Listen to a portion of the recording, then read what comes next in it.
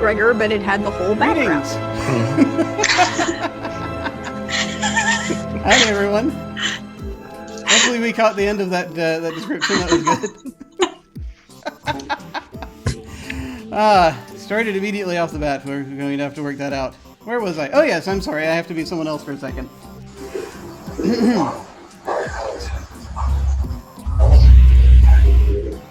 Now is the winter of our discontent made glorious summer by this son of York, and all the clouds that lowered upon our house in the deep bosom of the ocean buried.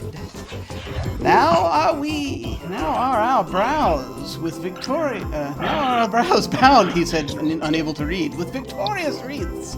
Our bruised arms, hung up for monuments, our stern alarums, changed to merry meetings, our dreadful marches to delightful measures. And that is where they stand, roughly. Unfortunately, Richard has a bit of a programming issue lately, and he can't always remember his lines, but we do as best as we can. Welcome, one and all, to Channel Other Doc. I am Jim, I use he, him pronouns, and today we are starting our short campaign of RvR, Robot Hamlet versus Robot Richard III, a hack of Lady Blackbird by John Harper. I am Jim.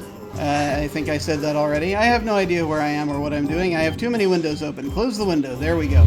Let us go around and find out who everyone is playing, and we shall start with V or Prax. Hello. Oh, hello all. You know me. I'm at Dirgeton on Twitter, or Praxagorthesmiophoria, as you see me hanging out in the Twitch chat. I use she, her pronouns, and I'm going to be playing Hamlet, who uses he, him pronouns. It'll be fun, and I'm the pilot in charge of this merry adventure, apparently. And now let us move on to Hawkeye. Greetings, everyone. I'm Kentucky Hawkeye, KY Hawkeye on Twitter, Twitch, and Instagram. And I'm he, him, and I will be playing Sir John Falstaff, yes. trusted cohort of the Prince of Denmark, and he will also be he, him. Excellent. And now let us meet our new crew members. Moving over to Anino. Hello. Hey there. I am Anino. You might have remembered me from such hits as February and March. Can't remember it all, can we? It's all running together for me. It is now, yeah. So you can find me on Twitter and Instagram as Anino Gaming, and on Twitch as Anino_gaming. I will be playing the professional carouser known as Mercutio, who is way better than Tibble. There, I said it. Oh, it's on now! Now let us move on to Kat. Hello! Hello, I'm Kat. I'm at Cleric of Cord. I am a she, her, and I will be playing a Kate, Bonnie Kate, fair Kate, Kate the Shrew. Yes, excellent. And finally, we shall move on to Sam. Hello. Oh, hi, I'm Sam. I will be going along the same lines. I'll be playing Obi-Wan Kenobi. The best Shakespearean character of them all. That's right. Once more, by way of explanation, it's been a little while since we last played this. So I shall, in a moment I shall read unto you the setup to explain exactly what is going on with this. But before that, just a thing of note. Like we do with most games on this channel, we're going to be using the X card, the N card, and the O card. If we hit something that's crossing a line for you, any of the players can type an X in the Zoom video chat or anywhere else, or make an X symbol, and we'll back up and do something else. If something happens that you're okay having in the game, but you don't want a graphic description of it, type an N in the Zoom chat, and we'll fade to black on it, or put it behind a veil, so it'll be there, but we won't go into detail. Finally, if you're in the midst of intense role-playing, and you think we might be worried you're really upset out of character, you can put an O in the chat to let us know you're okay, and that we're good to keep piling on the drama. Something else we can do is put an O with a question mark after it when we say or do something, and then think, maybe it might be a little too much. Then everyone else can respond to that to let us know if we're still doing okay. So that said, let me, perhaps I should go into a little bit of detail, just a wee bit, about what the hell it is that you've stumbled across if you're now tuning in and watching this. It is the year 300,000. The human race is long gone, but their creations remain. In an asteroid belt in deep space, humanity created Bard World. And Bard World, here, let me show you Bard World, so you will get to see what it is that I am even talking about. Bard World! It is a huge theme park dedicated to the works of William Shakespeare. They populated it with robot replicas of characters from Shakespeare's much-loved classic works, such as Hamlet, Macbeth, and Revenge of the Sith. But after the human race passed into oblivion, Bard World continued. In time, the robots became sentient and overcame their programming. To adapt, many of these Shakespearean characters had to learn deep space survival skills that they had never dreamed of knowing otherwise. But many were ambitious, and a great power struggle began. Robot-operated ships, some personal vessels, some repurposed amusement park space trolleys, flit back and forth between the asteroids of Bard World. The robots have carved a society out for themselves, kept in check by its various self-appointed lords and ladies. And there are many places. Anyone who saw the previous one-shot may note that the map has expanded a bit. As I decided to throw more stuff in, and we'll kind of see how everything goes. So,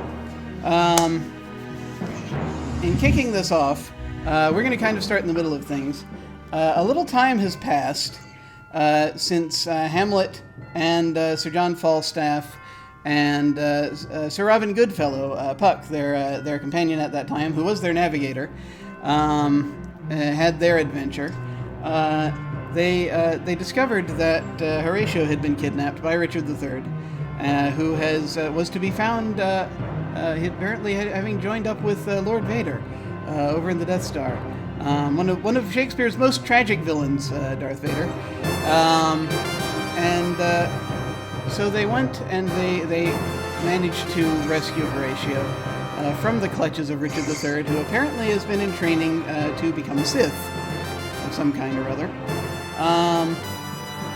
When they did this, they scooped up Horatio. They found him plugged into one of the TIE fighters, and they had somehow managed to copy his signal to a bunch of them. And apparently there was some sort of plot to try to use Horatio's transponder signal to be able to sneak into the asteroid of Denmark, way up here. They perhaps thwarted this plan, it's not known, but it is clear that there is now a definite power struggle going on between Vader and Claudius. So that is a thing that has been happening. So something that you've had time to do, Hamlet, is you had time to get Horatio to a place where they could repair him with a little more, with a little more care. Horatio was seriously messed up by what happened, and so there is so you deposited him at St. Batman's Hospital on Jaques Bar and Grill, that station, and Puck decided to stay behind to sort of watch over him, and so is there continuing to hang out on the station. Possibly also has some other Fae obligations to deal with, but that's, these things happen. Keep in mind, this is way in the future, and there are many different types of robots available now. But for the most part, one of the things we decided is that these are very sort of almost android-like, sort of reminiscent of Westworld or the Cylons from the updated Battlestar Galactica. So they have they're very close to human, but they do still have a certain degree of circuitry and biotech and that kind of thing. And so it's going to take a little bit of time to get Horatio back to the point that he is properly healed. Now, in the meantime, you have picked up 3 new crew members. You've picked up Mercutio, Kate, and Obi-Wan Kenobi. I think I actually have put people in the wrong windows on the screen that that everyone is now seeing now that I'm looking at it. But it's a premiere; these things happen. No, it's just that I've got 2 Hamlets. Never mind. I knew something was missing. I will have to fix that when we get a little downtime in a little bit. But that will come. That will come. Yay, premieres! So I'm going to ask you, as is oft the case with things such as these, the first session, and in particular with the Lady Blackbird system, it's kind of meant to be improvised. It's meant to be, as you go, you ask questions to determine what's going on. We have a foundation of some stuff that I am going to draw on, but we are now going to make more stuff a little bit. And as we start, I'm going to tell you that right now, your ship is hurtling through the Branagh cluster, being pursued by Imperial vessels, by Imperial TIE fighters. Now, I'm going to ask you some questions as a group, and anyone can answer. But it's always nice if folks take turns if they so desire. But that's kind of what we're gonna look at. So let me turn on the freighter. There we go. So my first question that I'm going to throw out there is. Let me give you all 3 questions at once. Then we'll answer them. So the first question is, where are you headed? Which kind of gives rise to the answer of the second question, which is, what direction are you traveling through the Branagh cluster? And the third question is, why are you being chased by Imperial TIE fighters right now? So. Who would like to take a stab at any of those questions? Well, I think 1 and 2 actually tie into the fact that we left a small question mark involving a bunch of ghosts on an asteroid. That is true. We said that they needed to talk to Hamlet. And we kind of said, peace out, we're going to go save Horatio.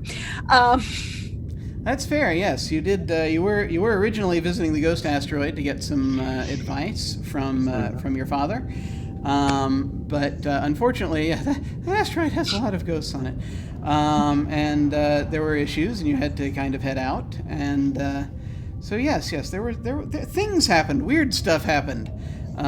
You apparently let something out that had been in there for 1,000 years and went by the name of Henry, possibly the 6th. It was a little uncertain, as the ghost that was carrying the key was kind of having issues with its programming. So that's one of those things where it's going to be hard to say. So do you think that that's where you're heading? You're heading essentially mapward east toward the Ghost Asteroid to try to get some more information. Why then are you being chased by Imperial TIE fighters right now? Do you think? It's probably that ass Petruchio. You think it's Petruchio's fault? It easily could be. I mean, a lot of things are his fault. I could see him hanging out with Richard and Veda. Does not take no for an answer. That's fair. That's fair. Oh yes, okay, yeah.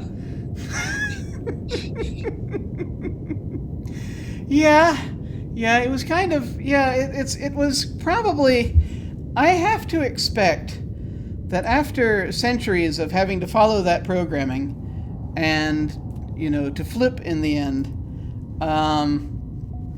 I have to imagine that there was a certain amount of once you managed to break your programming, I feel as though probably there was there a great deal of violence and anguish? Oh, there was a great deal of violence. It took them forever to put Grumio back together. Excellent. Well, that's good. That's good to know.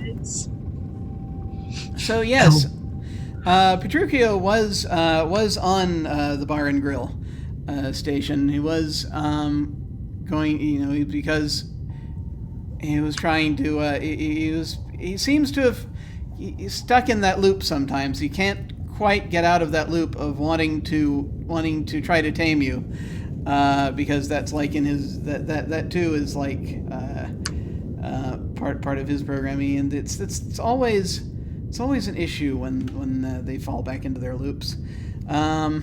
So it seems as though he must have tipped someone off, because there are bounties out on your heads right now, for a number of credits or possibly other ducats or other things, depending on what we decide we use for money in this strange universe.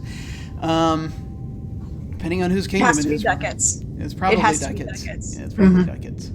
I mean, I think Vader is trying to force everyone to use credits, but I think that around the Death Star, the immediate area around the Death Star, is like the only place that uses credits.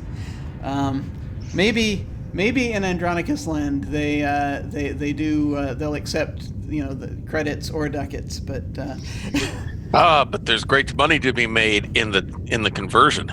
That's change. that's probably why they do it. I mean, they're wily, those Romans. So I bet Petruchio hooked up with that Boba Fett. it's possible, because they did hang for a while. So there is every possibility that he might, if he every now and then, he keeps talking about how he eventually is going to get enough ducats together to hire Boba Fett to come after you. That hasn't happened yet, but it's good to know that there's a possibility. Let me write that down. Okay. Note to self: Boba Fett. Okay. So as this is happening, and unfortunately I do not have exciting space music as of yet, because of course I wasn't thinking in terms of campaigns. This is all the same stuff we used to have. Doesn't matter. Ambience is good. We're going to say that you are So you've got something like half a dozen of these TIE fighters that are on your tail as you're circling through this asteroid belt. They're rather dogged. But they haven't quite caught up to you yet. So I put it to you, what are you folks doing?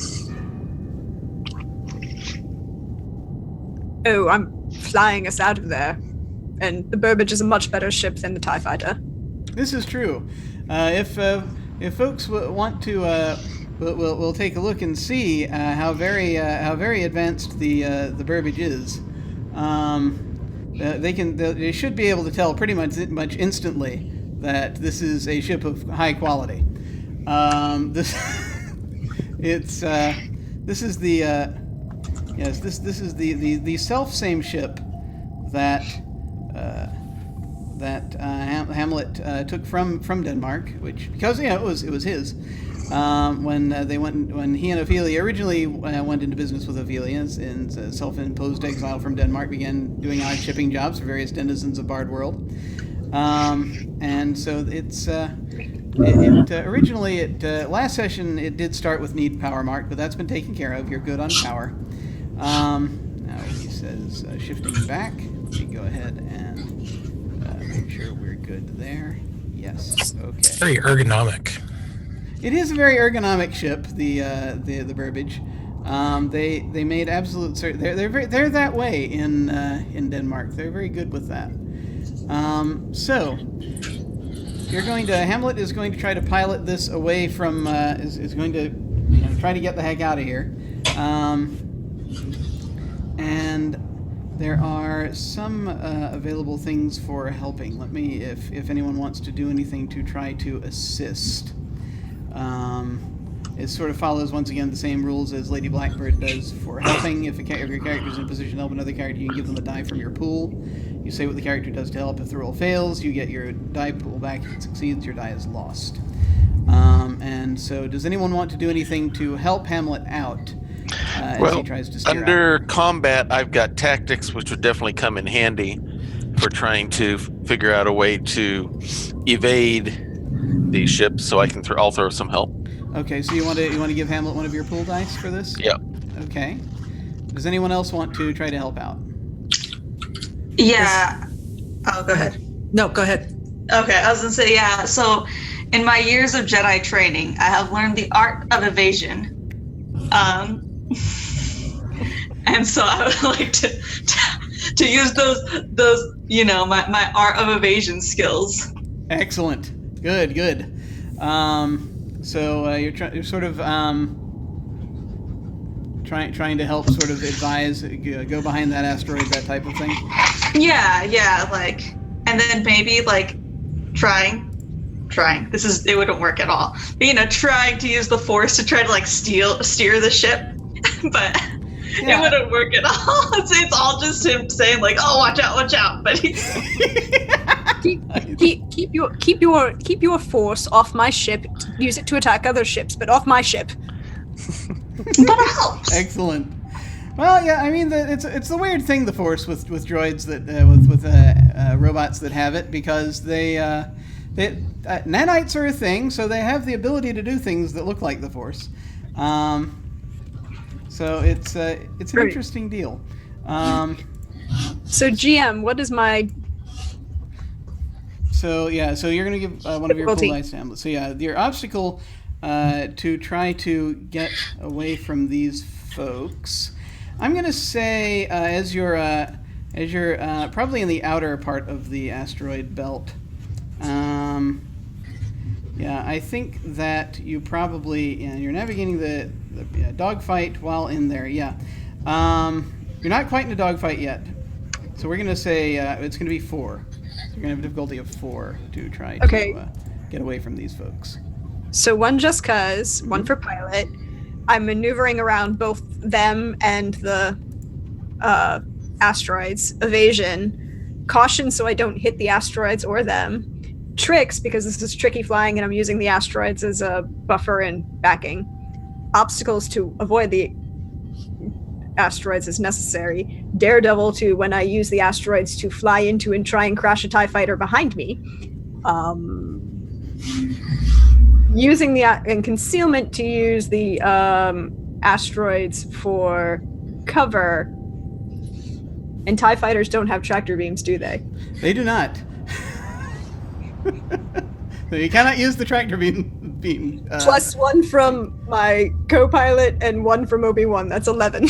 There you go. Yeah, I have a feeling you're probably going to hit this, but go ahead and roll. Let's see what happens. Let's see what happens. Okay, that is... Oh, it didn't give me the successes. Oh, sorry. 7. I think there's a... 1, 2, 3, 4, 5, 6, 7. Yeah. I missed up the... I didn't set the roller correctly. There we go. Oh, okay. Yeah. So you do the... Yeah, I think you can just hit the thing. Oh, yeah, that's it. There we go. Okay. Yeah, you should be able to just hit the roll button and it should let you do that. Okay, cool. But yeah, that's 7 successes. So, yeah, you're good. You're more than good. You actually can manage to crash at least half of these ships into asteroids. 2 of them you crash into each other. Then there's that one that's following you. What do you do to it? The one that's most dogged, that's trying to hold on to your tail. Kate's got it locked into targeting. And I'm going to spin around and just at the last second spin around and just say, Kate, would you like to take care of this? And pull up and just let her shoot at it. Oh, it would be my pleasure. Yes. Go get them. This is so Kate. This is just going to be a difficulty 2. Right. Try to hit this last one because you've been moved into a pretty perfect position for it. What do you want to use for this? So I've got gunnery. You get 1 just cause. Yeah, 1 for One showing just up. cause. Yeah. Gunnery, aim, moving target, space battle. Let's see. Can we go with intimidate? You have to stay inside the trait. Oh, okay. Oh, I have to stay within inside the trait. So, firearm I think will work too. This is technically firearm. All right. So let's do that. All right, so that'll give you 6.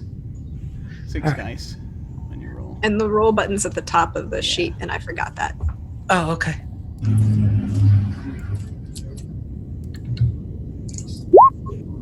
All right. Oh, yeah. 4 successes, All right. twice as many as you needed.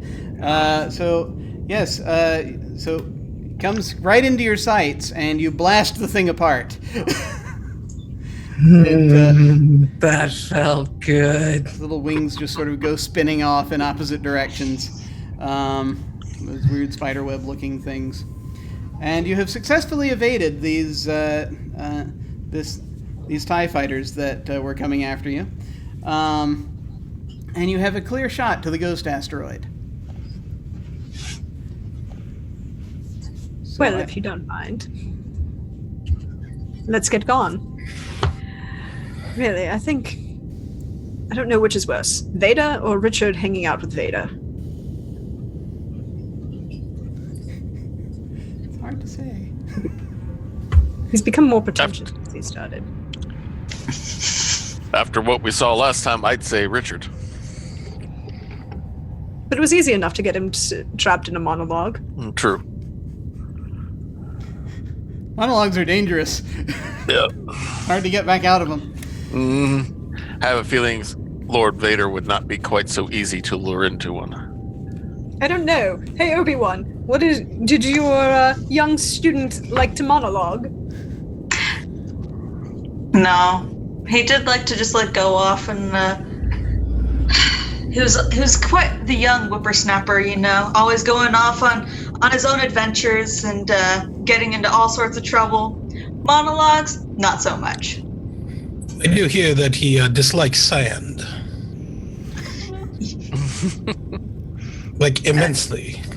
Yeah, he really does. I think that's why he tries to stay in his spacey stuff. He also has an aversion to high ground. I don't know why. And like most men of his ilk, he tends to be a bit of a braggart. That I can believe. It's fair. Going. So, He's slightly annoying. So you head on to the Ghost Asteroid. So we did this a number of months ago, but it's been a number of months. So I'm going to ask once again, as things might have changed. You never know. I would like each of you to tell me one thing that you know about the Ghost Asteroid. And I'm going to start with... Actually, since Dungeon World, I've taken to deciding who I'm going to start with randomly. And then I will just continue along the chain. I am going to start with Sir John. Okay. Tell me one thing that you know about the Ghost Asteroid. That other than these ghosts, it is the most dreadfully barren place to imagine. No inns, no taverns, no place to go to and enjoy the pleasures of life. Just all these old abandoned buildings and old ghosts that have been abandoned to them. Finds it quite unstimulating. Yeah. Let me actually, just for these, before I proceed with everyone else, I keep forgetting that occasionally I've written lore about things, and so I should probably read out just a wee bit for folks if I have it here. That the Ghost Asteroid in times past used to be it's actually where Richard III is originally from in this setting. It used to be called the Plantagenet Planet. It was seized in a coup a few hundred years back by Shakespeare's ghost characters. And it is haunted by the ghost of Julius Caesar and his fellow undead, and its electric citizens live in terror and rarely, if ever, go out at night. Although, granted, it's a simulated day and night cycle. The ghost robots have been designed with strange powers like flight and the ability to turn intangible. Formerly called the Plantagenet Planet, the asteroid had been split up into various kingdoms ruled by the robotic nobles of House Plantagenet, until the many ghosts in the kingdom of Richard III arose and seized power, turning the asteroid into a nightmarish haven for all manner of Shakespearean specters. The asteroid's ghost ships occasionally clash with the forces of Andronicus Land and the slightly more distant Scottish asteroid. But yes, it is now a barren wasteland as well, as it seems that most of the since your visit there, most of the any citizens that might have been there seem to still like quote unquote living robots, non-ghost robots appear to have gone to ground or left. And so let's move on to Mercutio. What's one thing you know about the Ghost Asteroid? Other than that, it's my personal living hell. There's no place to carouse or enjoy or have a good time. Obviously, it's a BYOB kind of establishment. Yep. Dreadfully horrid, isn't it? Oh, why am I even here?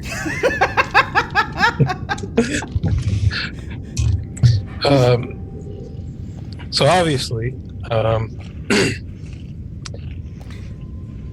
I was told that this place should be avoided at all costs, as it is quite a downer. Yeah, there have been a lot of warnings coming out, even more recently, about the Ghost Asteroid, that it's even worse than it used to be. Also BYOB.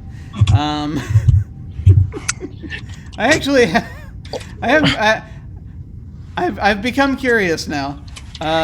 Why did Mercutio sign on with the Burbage? Obviously, I thought it was going to be a good time. It's entirely possible. I mean, there's Falstaff. Mm-hmm. Because Falstaff met him in a bar. And the two of them got entirely intoxicated and just fell back on the ship. Come on, join us. It's a great place. Come on. You'll love it. The hangover wore off. He was already on board. We had already left. The standard sailor recruitment method. Good. I didn't have anything else better to do. Oh, there you go. Instead of being Shanghai, you were Copenhagen. That was good. The puns are strong with this okay. Right. Well, let's move on to Kate. Kate, what's one thing you know about the Ghost Asteroid? They're all men. Ooh. All of the remaining ghosts are male, apparently. Hate it. Whine and complain and on and on and on and on and on. And it's like, shut up. No. They just don't like being dead. I don't know why. Ironically, it was all the women who never made it. satisfied. Never satisfied. I have suddenly realized the potential train wreck in having Mercutio and Kate on the same crew. Just now? Yes, just now. Well, we'll see what happens. But let's move on to Obi-Wan Kenobi. Obi-Wan, tell us, what is one thing you know about the Ghost Asteroid? Well, I mean, if I could feel, I would know that it is a cold, cold place. It's very frigid.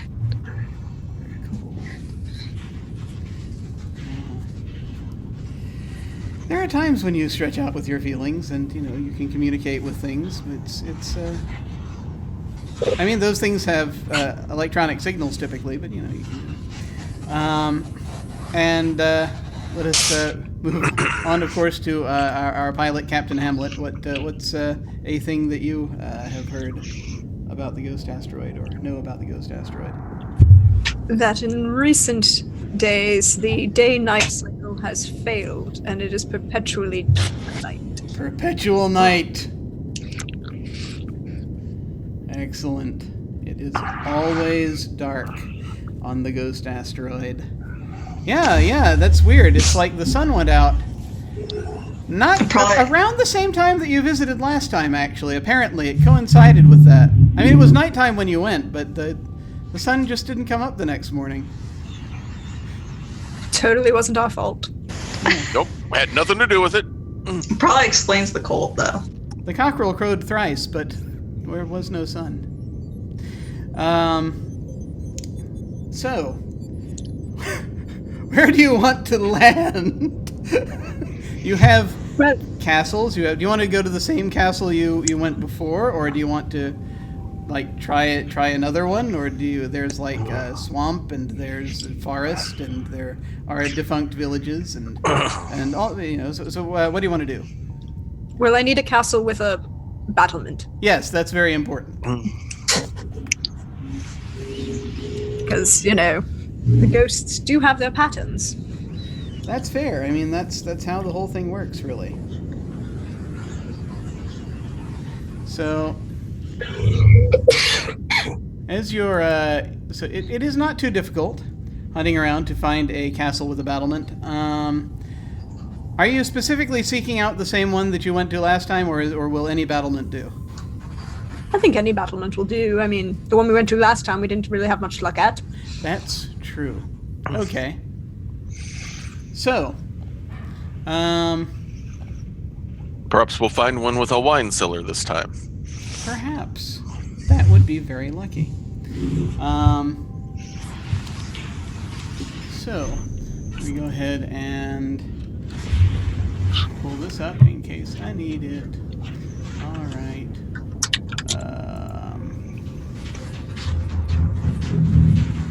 So, you're going to, there we go, Shakespearean names, that'll help.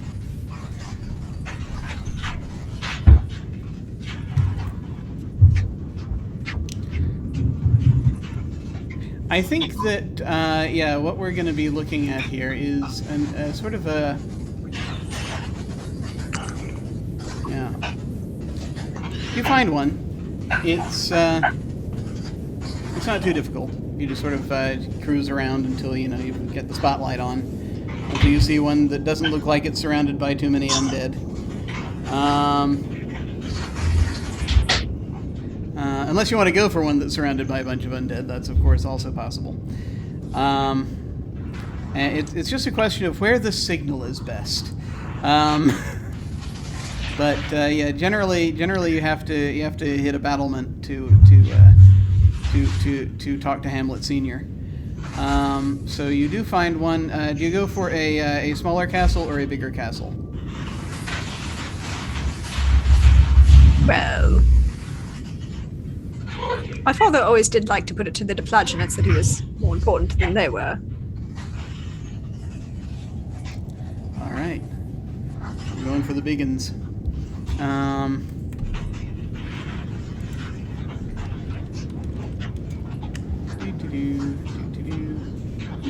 All right. So you find a big castle that's on a kind of an island that's surrounded actually by a lake on the asteroid. It's actually, if there's a physical lake, it does have a landing platform, so you can you know, set down on it. And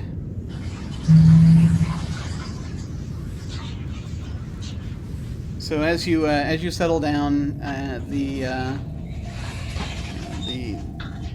you open your bay door, cold rush of air comes in.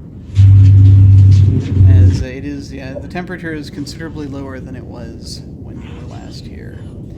It's a little inhospitable, but you know, you're okay. But it's kind of biting, and the wind whips around as you step into this onto the grounds of this castle. This leads out into a there's a broad castle courtyard, which is kind of where you're headed. There's a visitor's center, and there's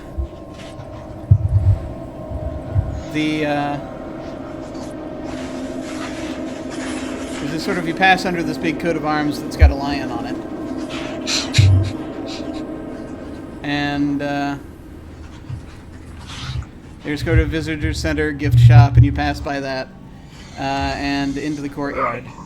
And so then you have the main building that is off to your left, and then of course off to your right you see there are stairs going up to the battlements. Well, I have an appointment upstairs. Anyone wish to join me? It's cold. No, I'm gonna go find a fireplace. I have my sword at my side. I will join you, Mon Capitan. Leave the bottle. Again?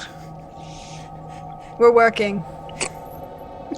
Takes it out of his jacket pocket, sets it by his seat on the bridge, and follows along. Kate does have a sidearm with her. Cool. Probably several. It's good to have sidearms. All right. Make sure that I've got this in front of me. Yes, for some reason I was not able to see Zoom chat until just now, but now I have it. And I will attempt to answer this question that has been asked in just a moment. There we go. All right. Mercutio, Obi-Wan, are you joining us? Or are you joining Kate in finding fire? I shall join you. Well, if we're not bringing our bottles with us, about how long do you think this might take? It depends how long it takes him to, get through the whole speechy thing. There might be a wine cellar. Well, I was under the impression that she did not, that Hamlet would not appreciate us drinking while on the job, so... Doesn't mean we can't raid the wine cellar and bring them back with us. This is true, but I need a certain degree of alcohol in order to function, so I just need to know how much to drink before I step off the ship. Here, drink this. And I hand him a fresh bottle of ale. That should suffice. Do you have maybe 2 or 3 more of these? Here. Well, bottoms up, and he'll proceed to chug each bottle in order. It's good to do that in an orderly fashion. Yeah, well, I mean, he is a robot after all, so... Okay. So once he finishes that and puts his empties in a proper bin... Now that's the 10W30 stuff. Don't chug it too quickly. Yes, well, a little late for that now. Okay. I think you've hit your key of carousal, by the way, I just noticed. Anytime you hit your key, you get an XP. This is one of those games also you can spend XP pretty much in the middle of everything, at least the way it is, the way I do it. So yeah, if you get to a point where you have enough XP to spend, go ahead and get stuff. Well, let's hope this conversation is very lively, isn't it? He'll clumsily strap on his sidearm and a very thin rapier, and because he is old-fashioned enough, and follow along like a dutiful companion. Okay, so who all is going to the battlement and who all is going elsewhere? Elsewhere. Oh, that gives me a key. I just realized. It does, that's right!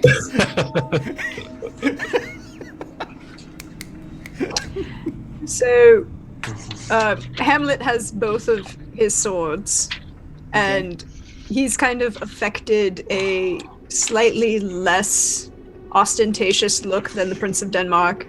More the student prince look with the open collared jacket. Yeah. Kind of a cross between Lando and Han. Yes! Han's ease and comfort and functionality with Lando's style. I appreciate this. This is good. Yes. And the two rapiers at his sides. But of course. All right. So you head up. Mercutio, are you joining us or are you going with Kate? I shall follow along with you in hopes of some pleasant conversation. Well, Ghost. She's talking to a ghost. yeah, he's It been doesn't get very pleasant. not really. And they tend not to be very amicable either. And Plus, there's the whole issue of, I have to get through the whole part about, oh my god, my wife is sleeping with my brother. And he killed me in my sleep thing. After we get through that, then there's an actual conversation. I walk over to Mercutio and reach in a pocket and hand him a ghost speech buzzword bingo card to fill out while it's going on. Oh, good. Ding! Party favors. Buffoon key for me. Well done. Obi-Wan, which way are you headed? I'm headed with Hamlet. All right. With I don't know if I really need to say that I have my lightsaber. I feel like it should. Oh, yeah, you've got it. Yeah, I will always have that with me. Yeah. We'll assume unless you tell us otherwise. Yeah. I assume you folks are armed to the teeth unless you tell me otherwise. So, as is the Lady Blackbird way. So you head out, and I'm going to go ahead and do the main party first, and I'm going to go over to Kate. So you lot head up the battlements.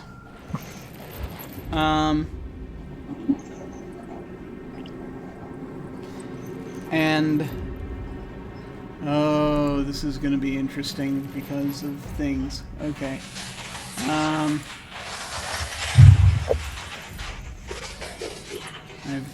need to make sure I've got that in front of me. Okay. All right. Good. Okay, good. Yep, that's who I thought it was. All right. So you're heading up on this battlement.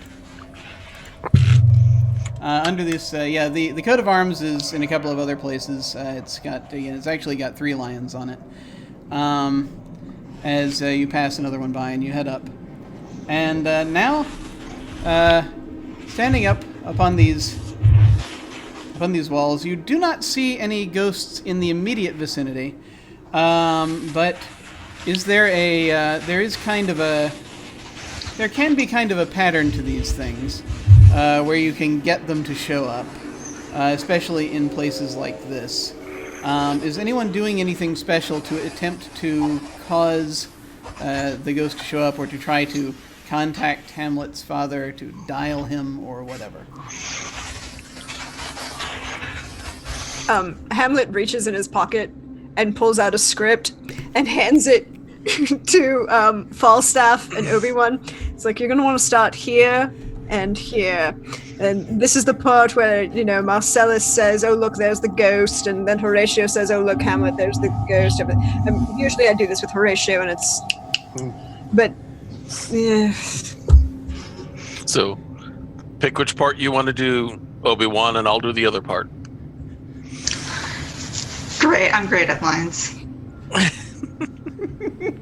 I don't know. Okay, so you're talking through this speech. Yeah, we get to the part where it's like where is it?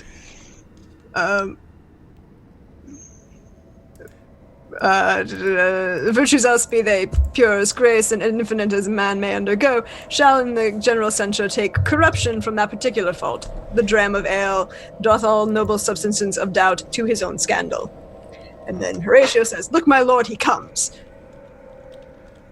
Okay, now I'm going to need a roll here to and he misses his cue once again. To see how good you are at this summoning ritual. And let me see if hang on, let me make sure I'm on the right page here. All right. So, let's see. So who's leading this? I assume Hamlet's leading the summoning ritual here. Mm-hmm. So what do you want to use to? Oh yeah, let me give you a difficulty. This will be difficulty 3. Okay.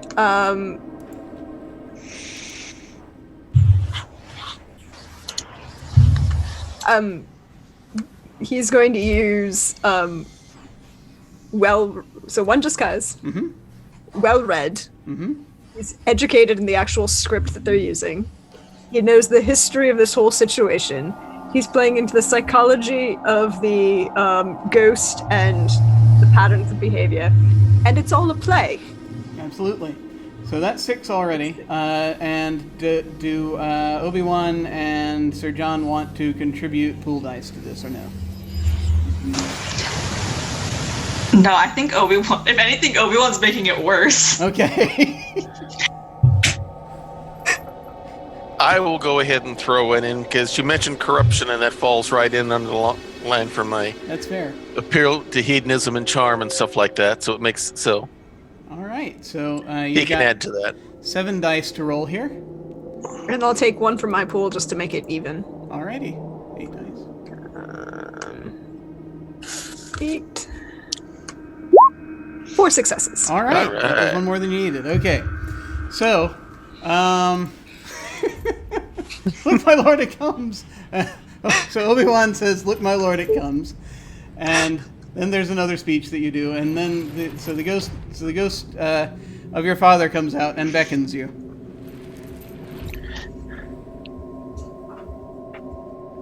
Speak, I am bound to hear. So he is. So this ghost looks very ragged. It looks like kind of an older version of Hamlet, but Not as good looking. not as good looking, and also kind of scraggly beard, and also wearing a crown.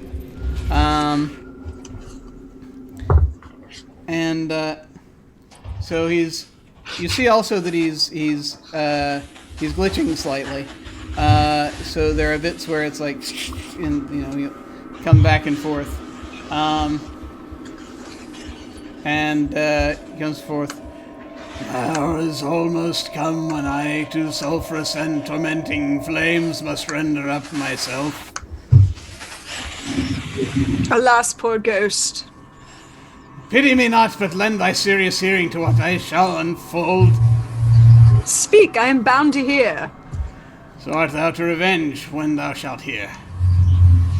What? Stand by, loading.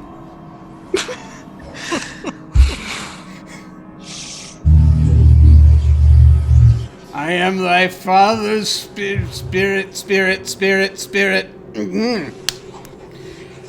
Ah, what is it, boy? Oh, good. You got through the hard part. What did you need? You called me. Did I? You did. Damn fool things. Ah. Crap, you're right. He's waking up. Whom?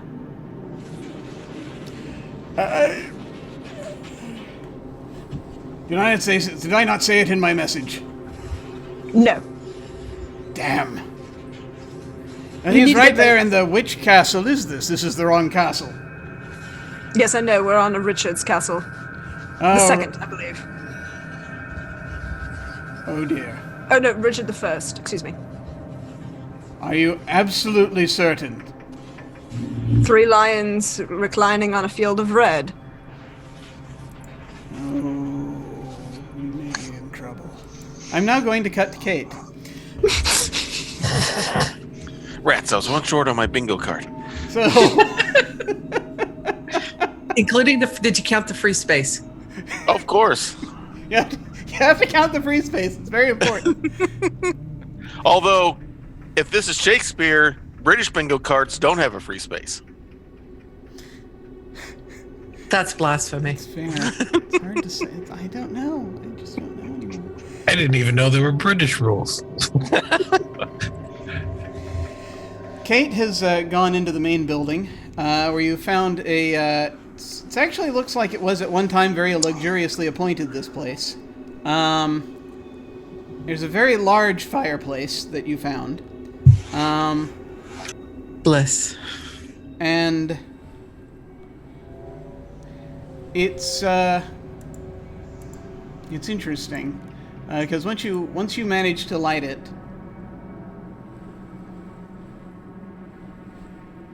you turn and you see a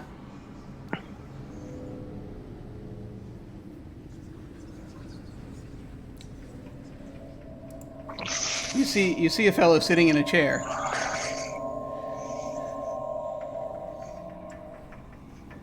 God, they're everywhere. And he just he's got a bottle of wine. He's got a sort of a beard type thing. He's like, oh, I can't let you stay here. This is not safe for anyone. Okay, one, you don't get to let me do anything. Let me do what I want to do. And two, who are you and why? You do not understand who we are keeping here. And he slowly gets to his feet. You can see through him. He's clearly a ghost. But he's kind of staggering drunkenly to his feet. And says, not everyone was able to flee. You hear it. The black dog is on the moor. It's calling. This is a very ill omen. We cannot. You and your party must leave. We're going to leave just as soon as Hamlet gets done talking. It's a father-son thing. Oh, I know those all well enough. Yeah, well, you should try being a daughter. Here, give me that wine. And she's going to actually reach out and try and take the bottle of wine from him. He'll hand it to you. All right. She's drinking because, fuck it. He's like, She's talking to a ghost. He's looking around and says, they did not all. They say that they all fled, but I do not know. They who?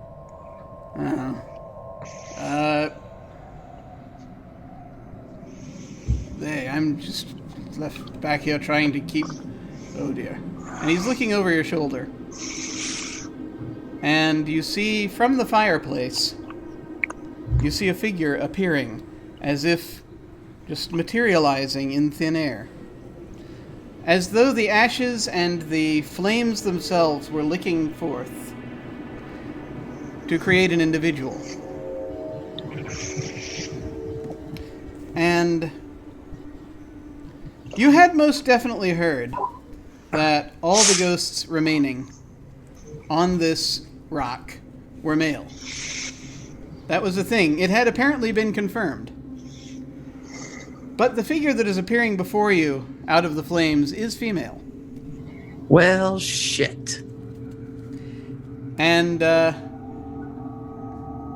she is wearing a small crown, and she has kind of a veil coming down from it. Not covering the front of her face, but the side of her face. And the dude immediately draws his sword.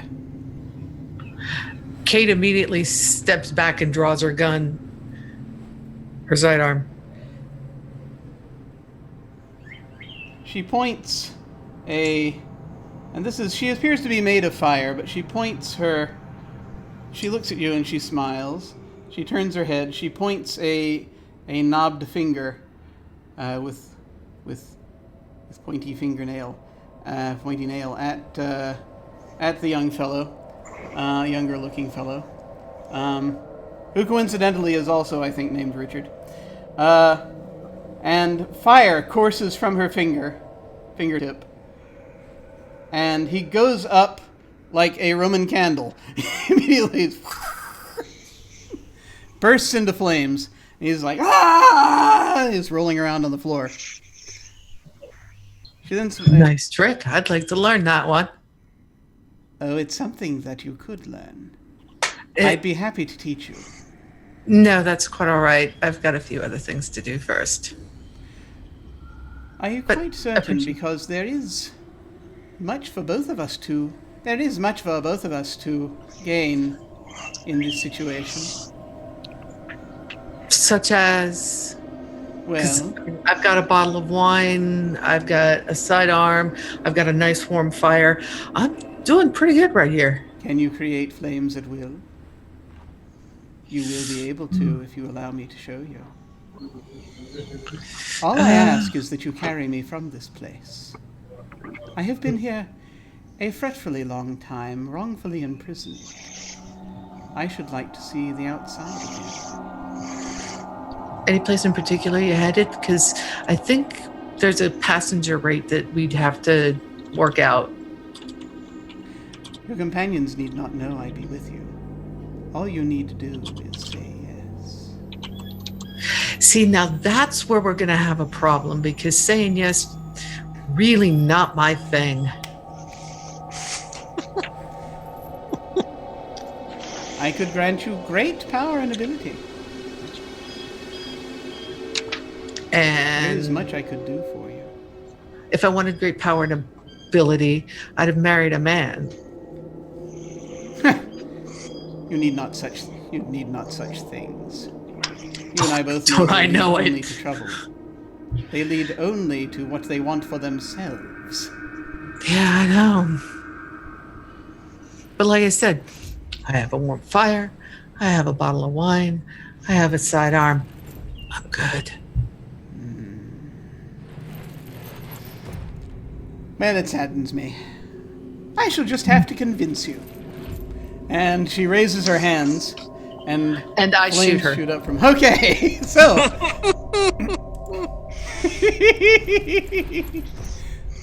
Oh, that's another key. So, well done. Let's see. What is the difficulty for fighting Eleanor of Aquitaine? I'm gonna set this. I'm gonna set this at a 4. All right. So hang on 2 seconds here. I'm trying to.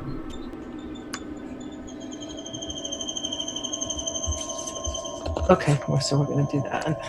Sorry, I'm trying to figure this out. Set this at 4. I'm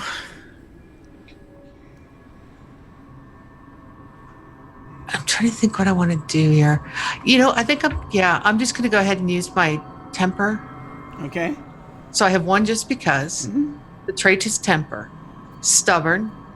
Contrary. Yep, got that. Iron will. Formidable. Intimidate. Okay. And once she raises the hands, yeah, she's angry. Yeah, that'll work. So you've got 8, and if you want to use any pool dice, you may.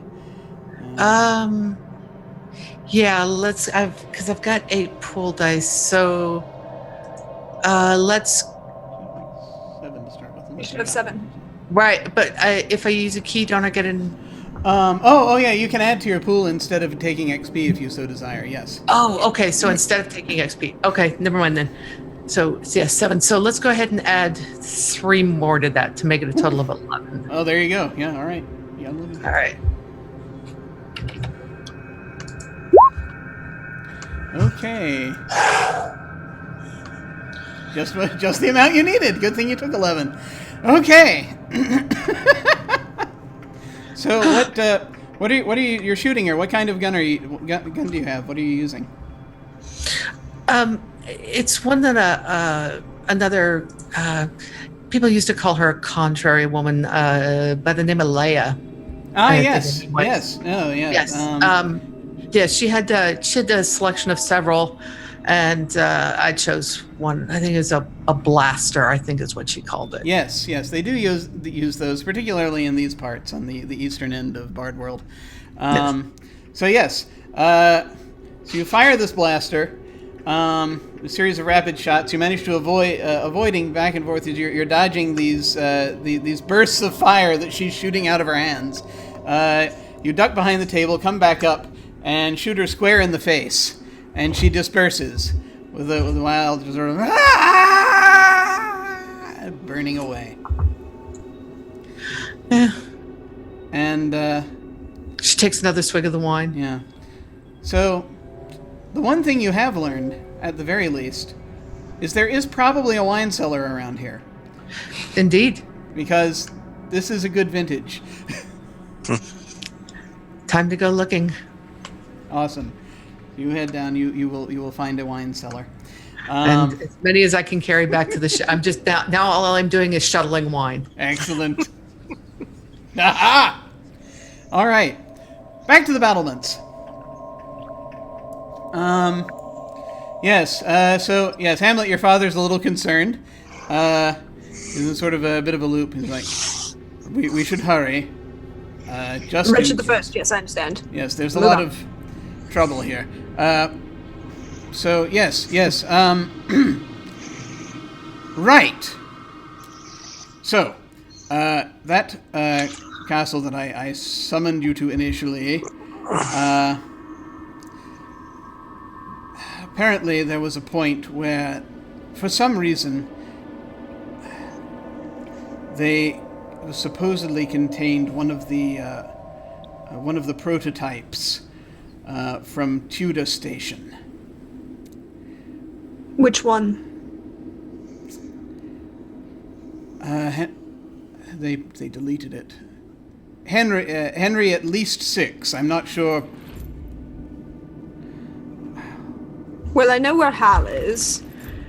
Pretty sure I know where Henry the Fourth is. Henry the Fifth should still be on Tudor Station. Well, the tricky thing is, it's Tudor Station, and this is actually known. Tudor Station's been shut down pretty much since you folks managed to attain consciousness, at least. It was supposedly a work area, clearing area for the humans that ran the park, so there were. Yeah, there were a number of. So supposedly there were some robots they were working on there that didn't function quite the same as all the others. Well, granted, I mean the robots were individual enough. There were a lot of different types already, but apparently this is where they were, research and development, that kind of thing. And he says, no, I think it's actually one of the Tudors. Is what I am saying. So 6 or 7. Or 8. 7 or 8. One of those 3. I mean, it's only 7 or 8. One of those 2. The others aren't Tudors. They're annoying to Plantagenets. Well, they ultimately did, but that's it has something to do with the ability to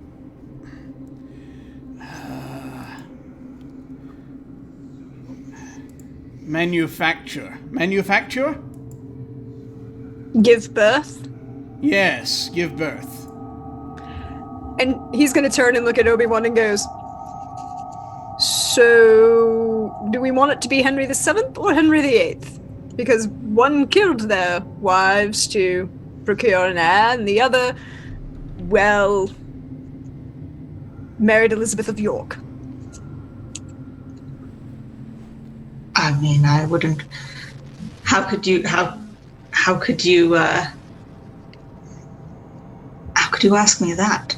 Wait, what are we doing to them? We're trying to figure out which Henry we're going to have to deal with. That's probably a problem. I think let's go with the one who married and not the one who killed. What I am saying is that if my brother is attempting to produce an heir, am I reading that right off the signal? At least he's trying to produce an heir? Yes, he was. That's why he kidnapped. Richard kidnapped Horatio to get into Denmark because they were talking about being able to produce an actual heir. Yes, that may be the key to it. Small problem for them. I'm still here. I should. Where are you? I know you consider things carefully. You may wish to investigate Tudor Station. Well, I thank you for the information. We'll probably be going there. Is there anything else I can do for you, Father? Since I'm here. And it sounds like, would we hear the gunshots? It's probably, well, this is a big place, again, so probably not necessarily, no. There may be, okay. Yeah, with all the wind howling around and everything out here, it's probably, that I think was a self-contained thing that happened in many ways. Because it was going to be a great line of just like, well, it sounds like Kate's taking care of well, problems. that's possible, yeah.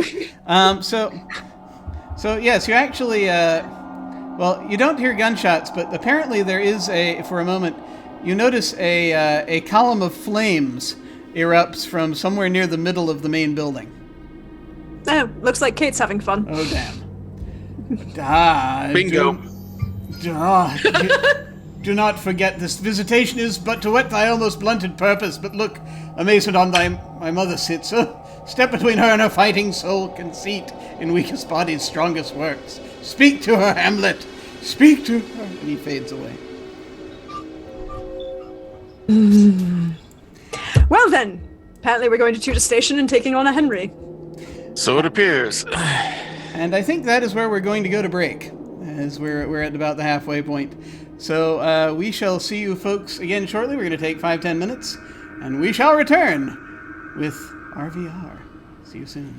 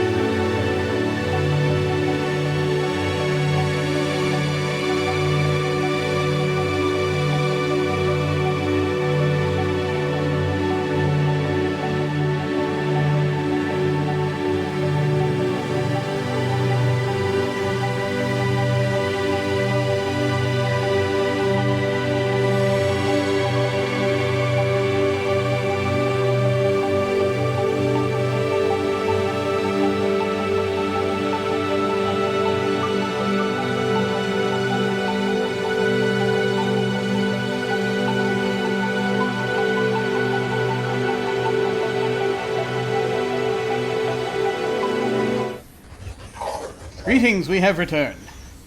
And when we last saw our heroes, they were on the battlements of this castle. A column of fire had apparently just exploded from the main building, and after which Kate was gathering up a bunch of wine. But yeah, you folks have just seen that happen. Those of you who are up on the battlements, and Hamlet's father has, after delivering the mysterious message, has vanished. So what are you folks doing at this point? We need to go to the fire, obviously. We need to go. Kate's just having fun. I'm quite sure that she'll be able to entertain herself. Yeah, but what if she caused some damage? There's civilians down there. No, all the civilians are gone. All that's left is a bunch of dead men. I mean, how do you know not one of them's hurt? They're dead. You can't hurt something that's already dead. Maybe someday you'll experience that. You know. There is a rumor there's another version, Obi-Wan, of you on this asteroid somewhere. I should point that out. I know everybody was trying to hold in their laughter, but I think I get a point for key of banter for that comment. You do. Okay. Just Hamlet's not going to show it. No, let's go down to this ship. I'm quite sure if she actually needs our assistance, she'll be there to tell us. So, And if she needed our help, she probably wouldn't tell us anyway. I'm sure the words "fuck off" would have come out of her mouth at some point. In some form or fashion, yes. so as you head down, you do run into Kate, who is carrying a number of, probably it's possibly even a crate. I'm not sure. What is Kate carrying when they encounter her? Oh, she's carrying a crate. She found an empty crate and she just started grabbing all of the vintages that looked good and emptied the crate and then went back for another one. So you actually encounter her, when you encounter her, she's like on like her third crate that she's bringing into the As soon as she sees Mercutio, she pulls out a bottle, looks at the label, goes, "That'll do," and she just hands it to him and then keep walking. So Mercutio will eye the bottle, and I guess the woman does have a little bit of taste after all. Men are only tolerable when they're intoxicated. Guilty. Mercutio must be the most awesome guy. Here, let me take that crate for you, milady.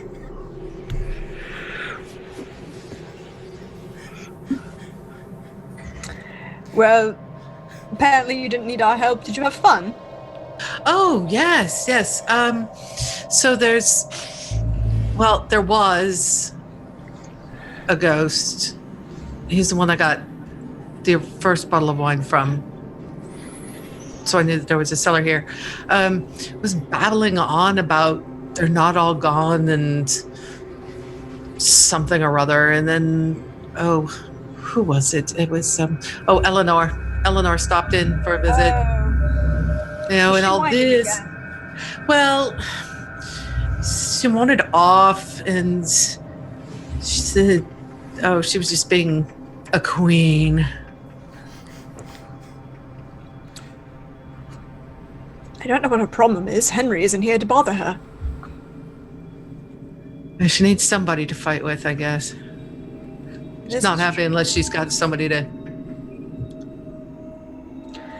Well, apparently my father desired my presence to inform us that one of the prototypes is awakening, and it's a prototype that can cause others to give birth, which apparently will help Claudius and my mother attempt to replace me as heir of Denmark.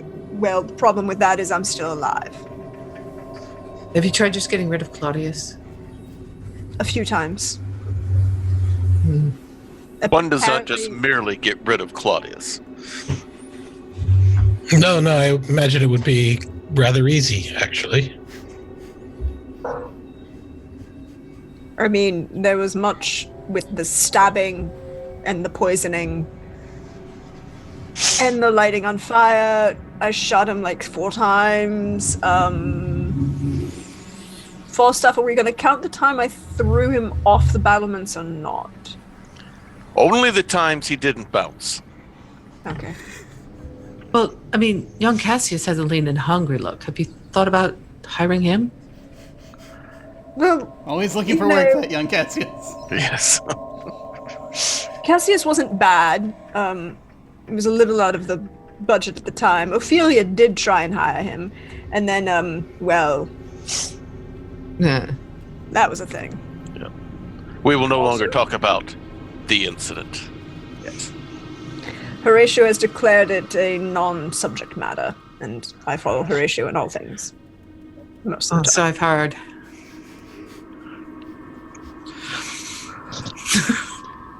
Ophelia, you say? A little slip of a girl, pale, probably Yeah. not all there. We dated once. She had interesting stories about that. Did she? Yes, well, she was quite off the chart on the Mendoza line, so. Apparently there was much frivolity and imbibing in your presence. Well, I mean, wherever I go, there's always a party. You are a center of it. But we're going to go deal with the Henry. Probably 7 or 8. My bet is on 8. So you get into the Burbage, and you begin heading toward Tudor Station. You plot in a course.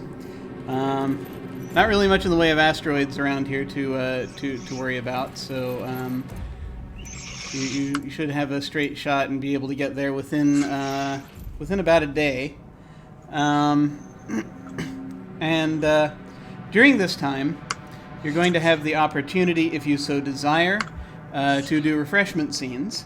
For those who may not be familiar, basically the way that those work is that you can refresh your pool back to 7 dice by having a refreshment scene with another character.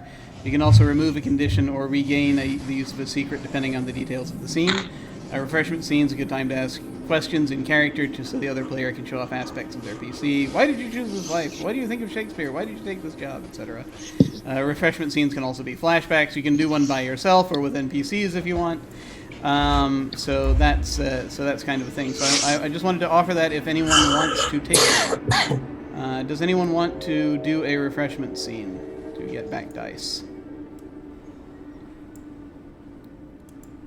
And we haven't lost many as of yet, but I thought I'd go ahead and throw this in. Yeah. I'm still doing good. I mean, we could always do them. They're just fun. But no, it's fine. Okay. Okay. If that is the case, then as you are about halfway there, so it's been like half a day. Hamlet, do you usually stay on the bridge the whole time, or do you? Because I mean, you can set the ship to autopilot, obviously, if you need to, at various times if you don't have to maneuver around anything. Where do you usually go on the ship when it is in transit and flight? I think Hamlet usually stays on the bridge for most of the time and doesn't usually leave unless someone, Horatio, removes him from the bridge. These things are bound to happen.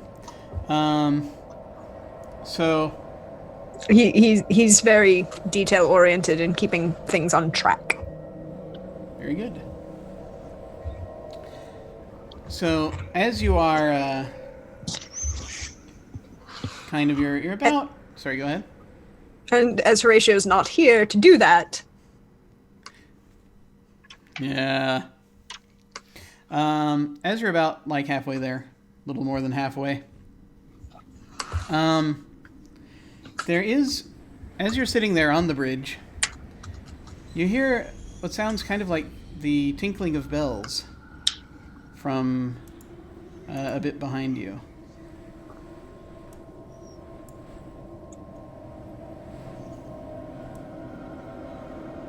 He's gonna look kind of quizzically around and then slide a hand to his rapier. There's, it looks like for a moment there's a shadow of someone moving around in the corridor.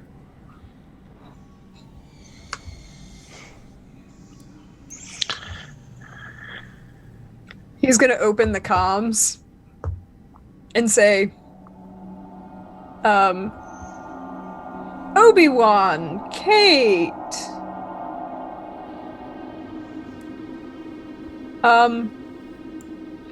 Did we bring any extra gifts for extra friends?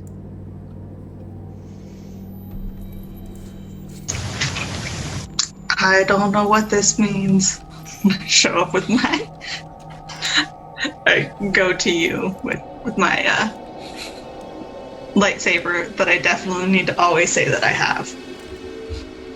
He puts the cork back in the bottle of wine and brings it along with her sidearm.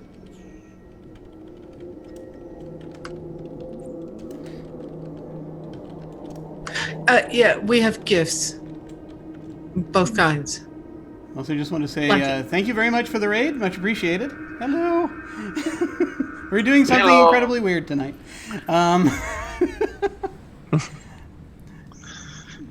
But yeah, sorry. So you are you're calling around as you're sort of getting your people on alert.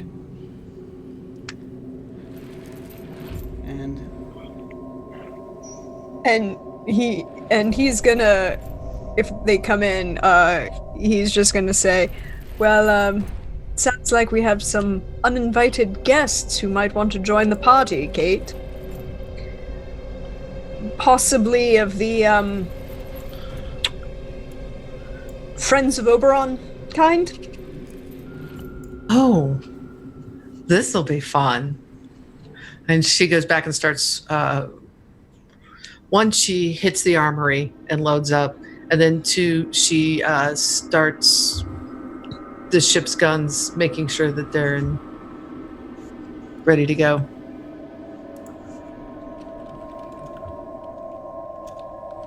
Okay. I've got a warm welcome ready.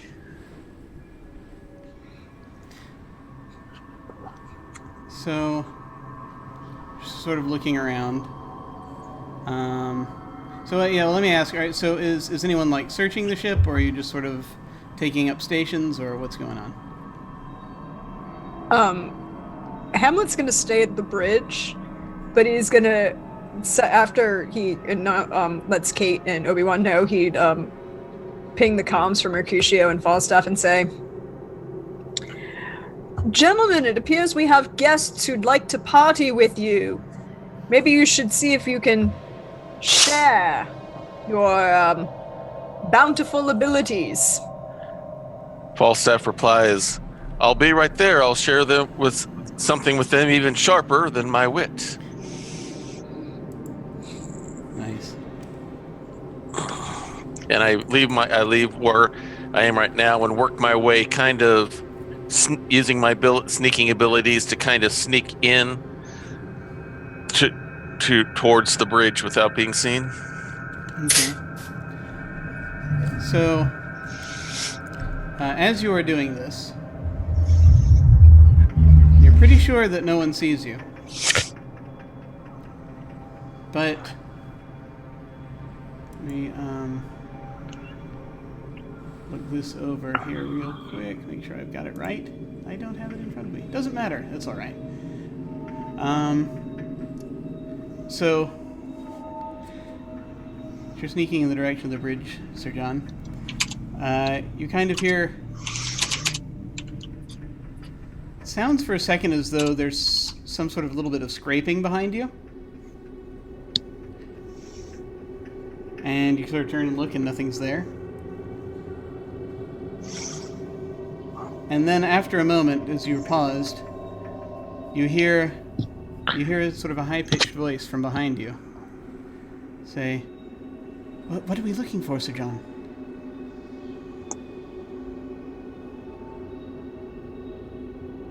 And it sounds familiar.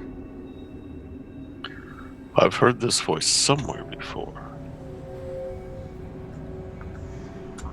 I keep my hand on my sword, and I act as if I'm about to take a step forward, but instead I do a quick pivot turn and do a 180. All right. Behind you, you see a young man whom you haven't seen for a very long time, because as far as you recall, he was decommissioned before they closed the park. This is Hal. Not the Henry V version of Hal. This is when he was a kid and used to hang out with you a bunch. And he actually looks even slightly younger than you even remember him. You know, in your programming's backstory, you were supposed to know him from when he was, little. But so this jibes with your programming information, but you know that physically you've never actually met this version of Hal. I cock my head with a quizzical look. Hal? This is me, Sir John.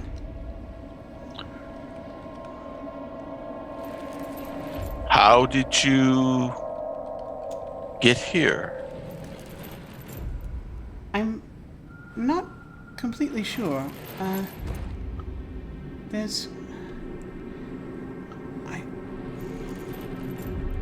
don't know. I think I've been here off and on a little bit for the last couple of weeks, maybe? I don't know. It's hard to tell. But this is the first time you've heard me. Yes, it is. It's good to see you. And good to see you, I believe. How did you get on board? Oh, I found myself here. There was a rather bother, a lot of fighting, and they wouldn't let me come and fight. And then I came looking for you. And then I found you here.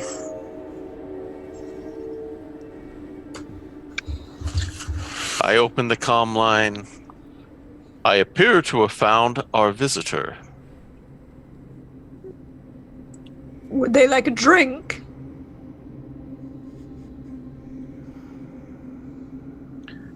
I believe so, although probably not of the ilk that I normally stock with me. Probably something much weaker. Only one You look visitor. slightly disappointed at that. Only one visitor. Only one that I see. I'll see if he has any friends. And Kate's gonna kind of make her through the ship looking for any others. Okay. Yeah, you are searching around. I will come back to that in just a moment.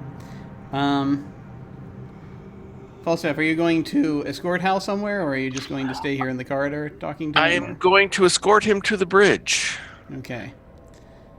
So do you have him follow you? I have him walk in front of me. Okay.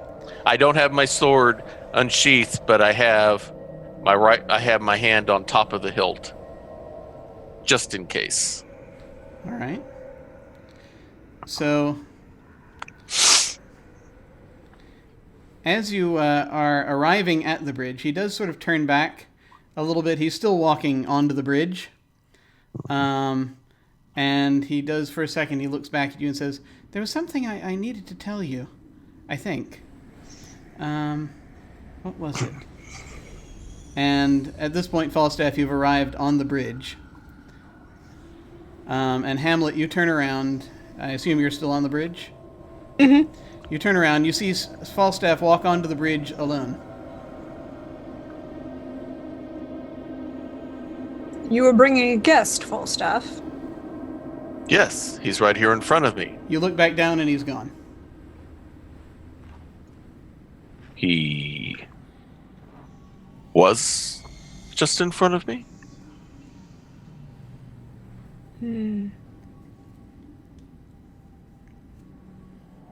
Hamlet's going to engage like the internal sensors on the ship and see if there are actual, there should only be 5 registered heat sources on this ship. So you are...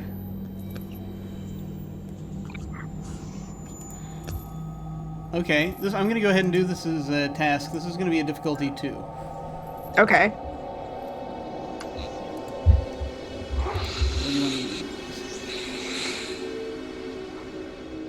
Or you may want to have Falstaff do it, actually, thinking about it.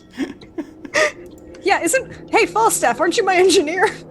Yeah, let me go check this thing. Yeah, I'll go check all. I'll go ahead and do some scanning. Falstaff, can you scan this ship and make sure that we're the only people on it? With much haste.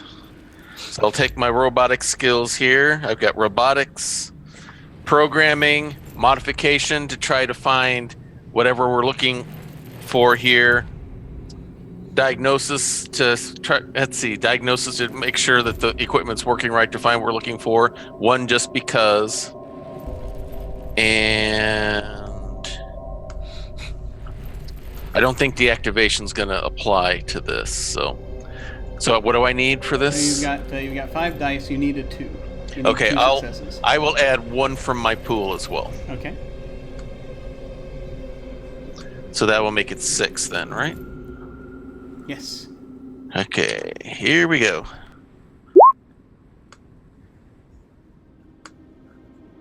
Okay, you got 3 successes.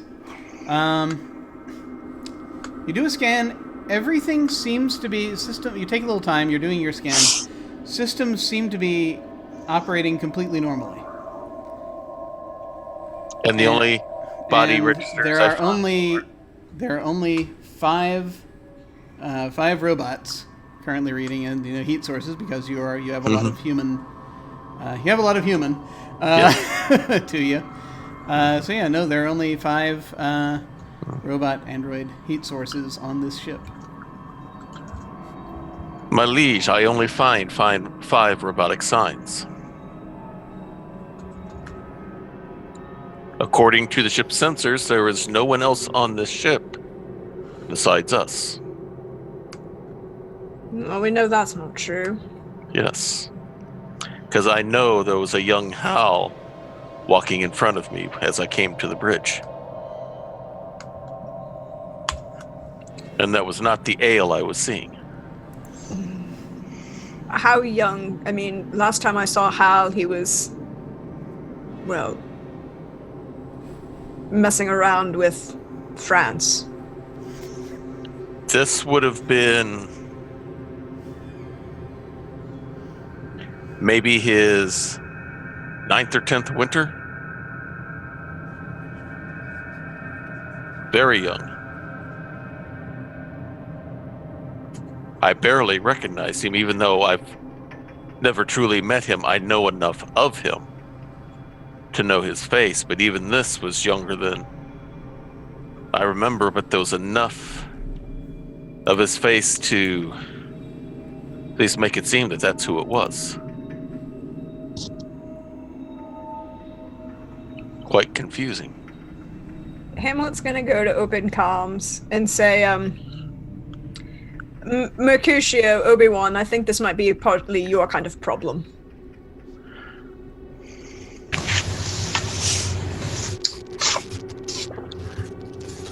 Obi-Wan was already on his way over, so whenever he arrives. Okay. Yeah, it is. Doesn't take you long to get up to the bridge. I imagine the Burbage is laid out in such a way as you can get places pretty quickly. What's my problem? Possibilities of beings that aren't really here being here. You know, that whole kind of forcey thing. I will also, as I remember, also Kate you finished pretty much scouring the entire ship. You have not found any additional people.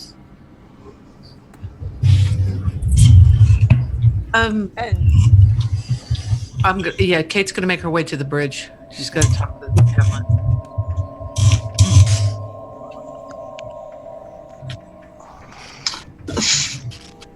Force, by forcey thing, do you mean the Force?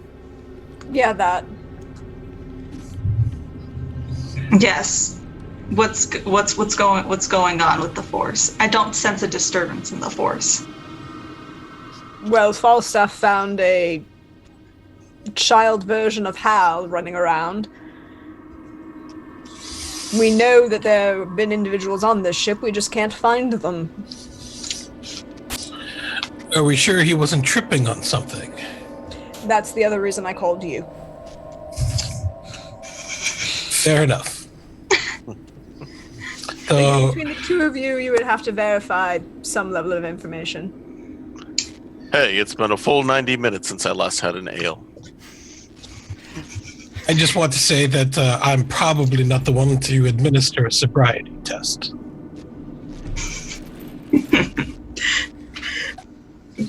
Can you do some type of sensey check of the forcey thing?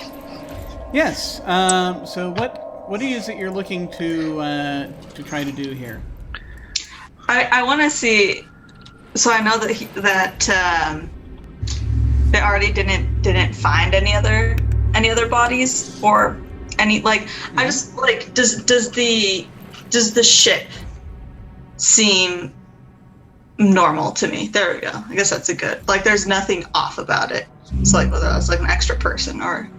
Well, not that you have noticed, but if you would like to stretch out with your feelings, you can certainly do that. To see if you can detect anything weird going on. Let me see. Yeah.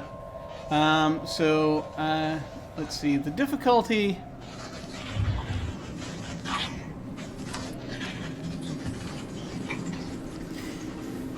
To find out what is going on here using the Force, I will say I will assign a difficulty of 4.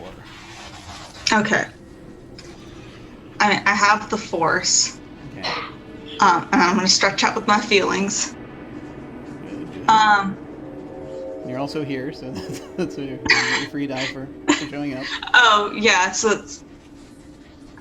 Oh, I see, yes. Yeah, so one just cause, one the Force, one for stretch out with your feelings. Yeah. I don't think... Oh my gosh, I don't know that visions would do anything for this, or telekinesis. I can see you possibly forking in visions just if you want to, where it's you're seeing things. Oh, okay.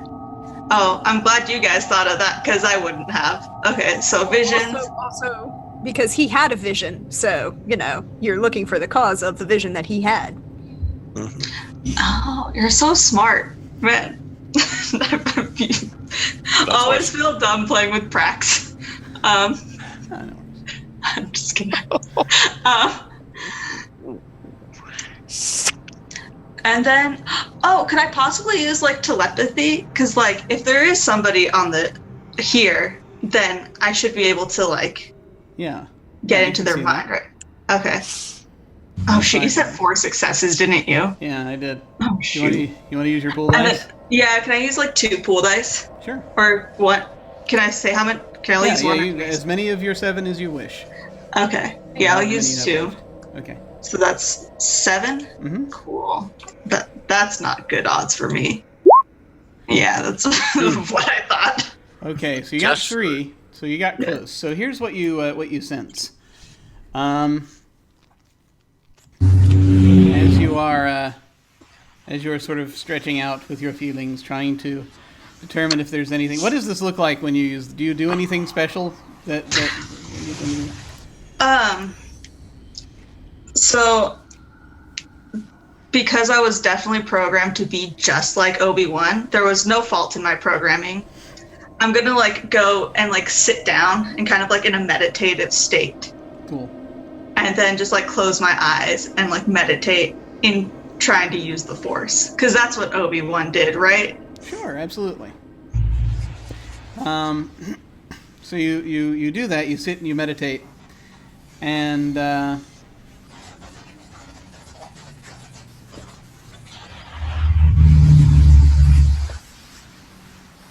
what you're able to determine as you do this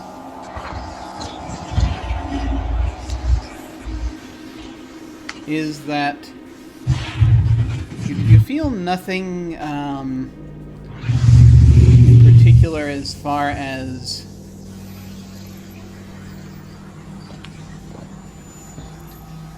it's kind of hard to pin down, but there is a slight disturbance in the Force.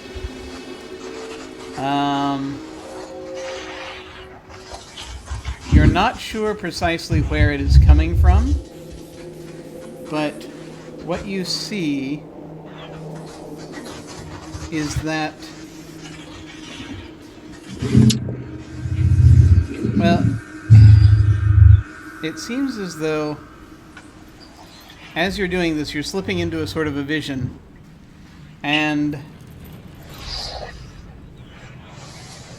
you're seeing a number of things. First of all, as you're sort of reaching out, it's like there's nothing extra as far as you can tell on the ship itself, but there is some kind of intelligence at work.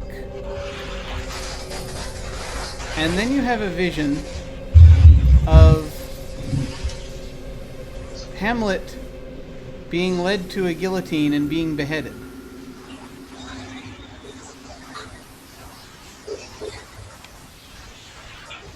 And then it sort of, pull back and, it's you wake up.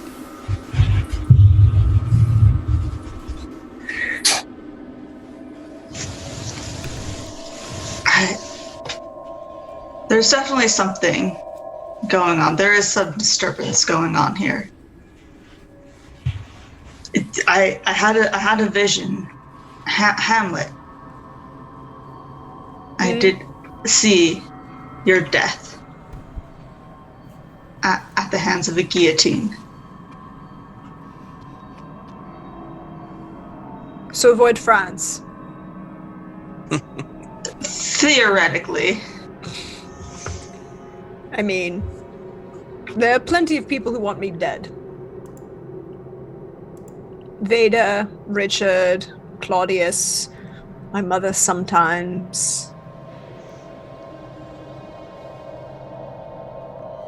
Ophelia on occasion. Polonius, Laertes. Did I miss anyone? You forgot Polonius's butler. Oh. Remember, he got mad at you for tracking mud through the hallways right after they'd cleaned? He's such an annoyance. Mm-hmm. Yes, but most of those people want to, make it much more personal than a guillotine. Guillotines are an interesting change. So, Mercutio, do you believe that our dear friend Falstaff might have been imbibing a bit too much, or did we actually have a vision of a young Hal? If he did, I want some of that stuff. I'm sorry, did you expect me to really help you? Any form of verification is important. Let's put it this way. Did you provide anything to Falstaff that would cause him to have visions of that sort? No, unless he perhaps found my hidden stash. Not yet. Not really. The day is still young. Keep your dirty paws off my stuff.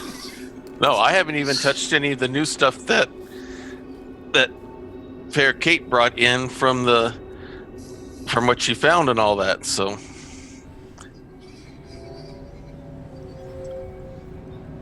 Kate, did you find anyone else on this ship? No, but it sounds like we might have picked up a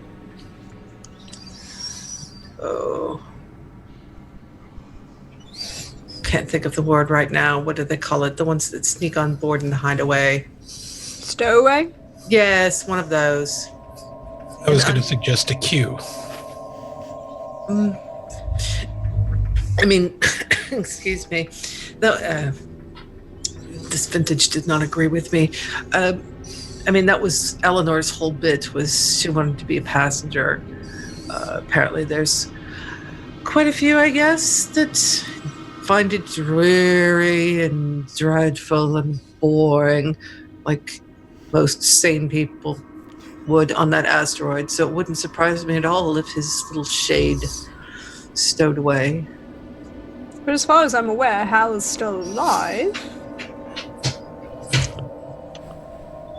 And there would be no cause for Hal to be a ghost at any age. that is true.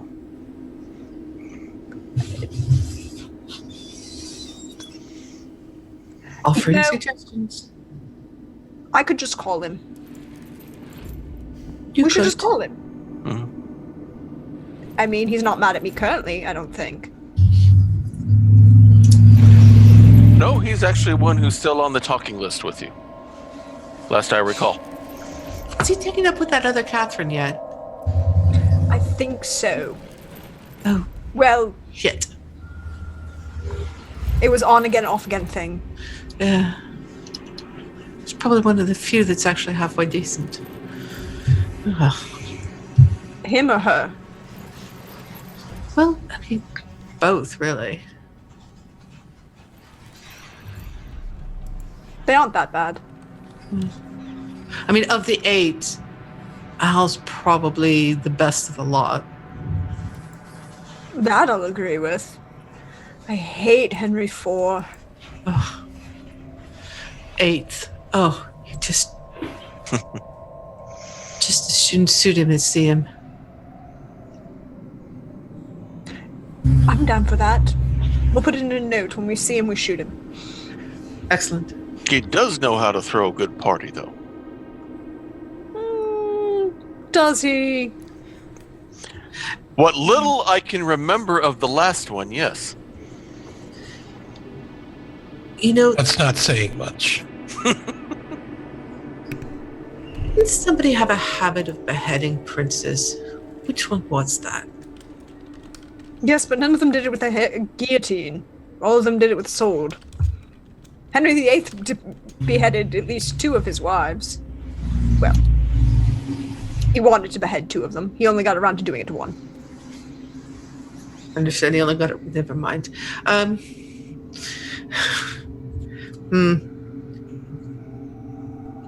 That whole line. It's what happens when you let Yorks marry Lancasters. Or Yorks marry Yorks. Also true.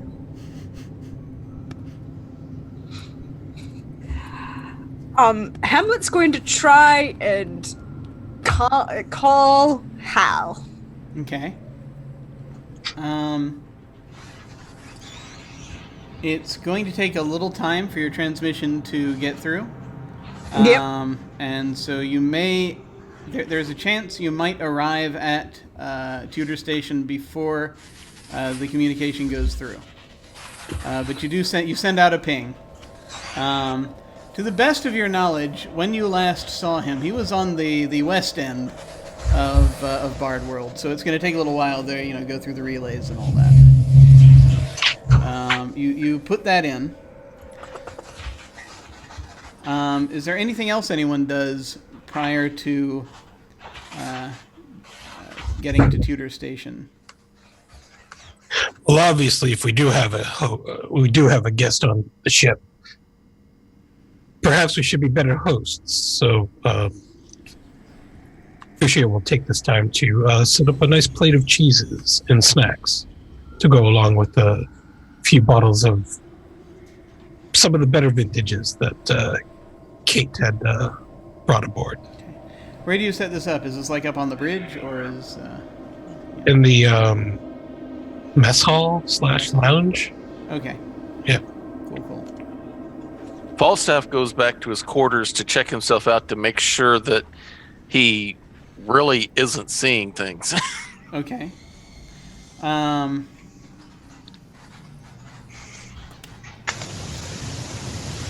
gonna ask you, yeah. So self-diagnostic for something, for this kind of thing. I'm actually gonna set the difficulty at 3.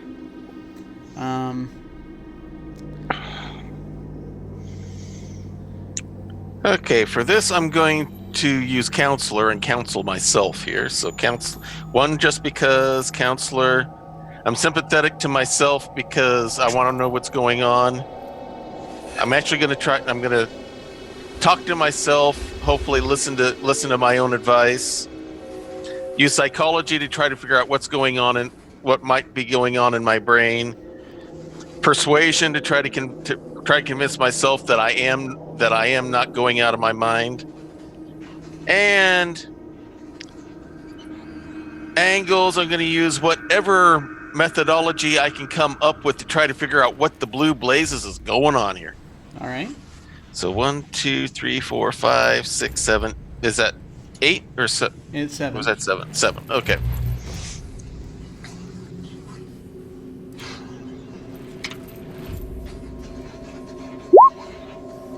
Okay.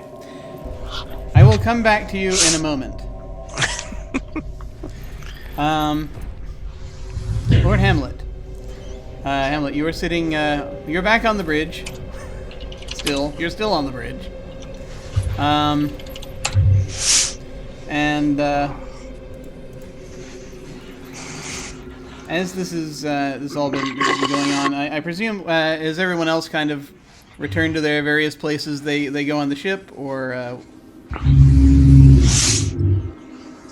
so yeah, it's time. More time has passed, and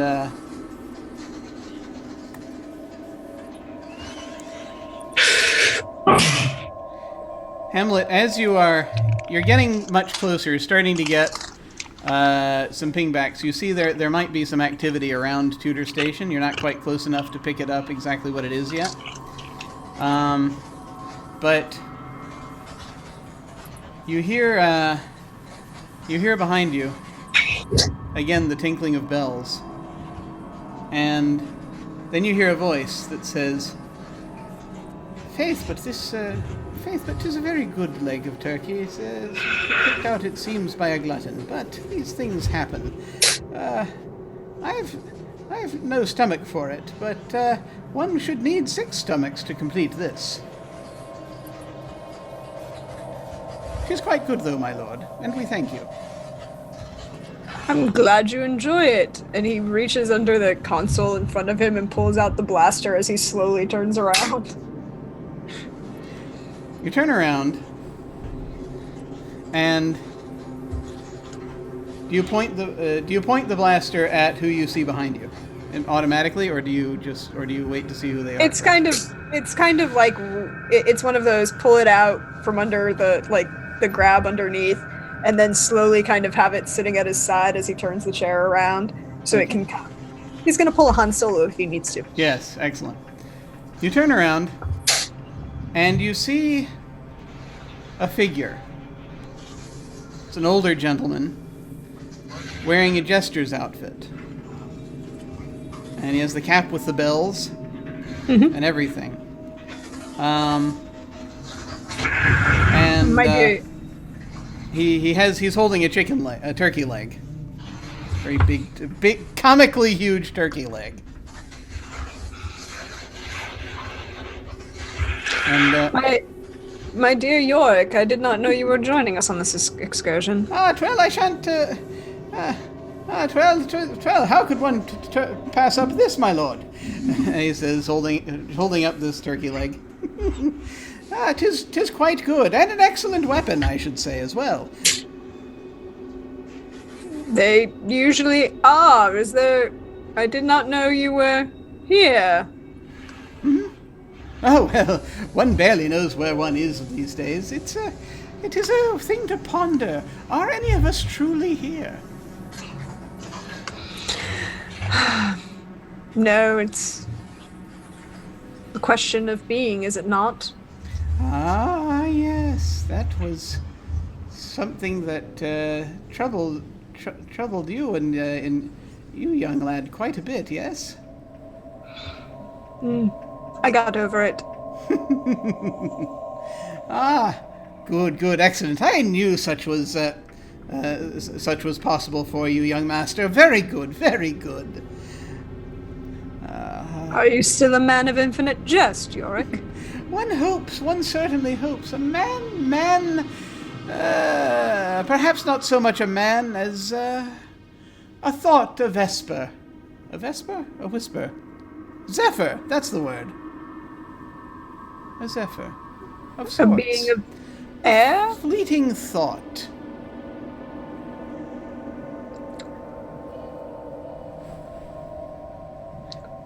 So, your presence here, besides a giant turkey leg?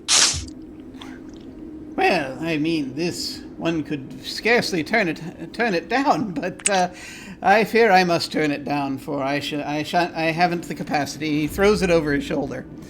And instead, like, subtly, Hamlet's, like, opening the comms.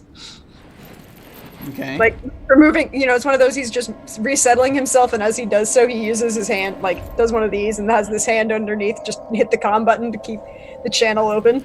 Okay, who are you, where are you sending this? Oh, just the ship-wide channel. Shipwide, okay. Well, not in the bridge, it's, like, kind of, like, everywhere Right. but the bridge. So you all, from this point on, can hear Hamlet's side of this conversation. So Yorick steps forward and says, it is quite good to see you out and about. There seems to be quite a bit of trouble of late. Quite a bit of trouble. It strikes us that one is perhaps crossing the streams a bit, having difficulty with others' ideas lately. I didn't know Egon was here. He gone. No, he's not here. He's gone. Egon's gone. Well, who else is crossing streams? I'm not certain. Well, I am certain. And he hobbles back and forth, kind of. A shrow, I'm Dinkamorph, a shrow. They didn't like they never did like the anagrams that much, did they? But these things happen. Oh, an anagram. Those are always entertaining. Do we have the letters then?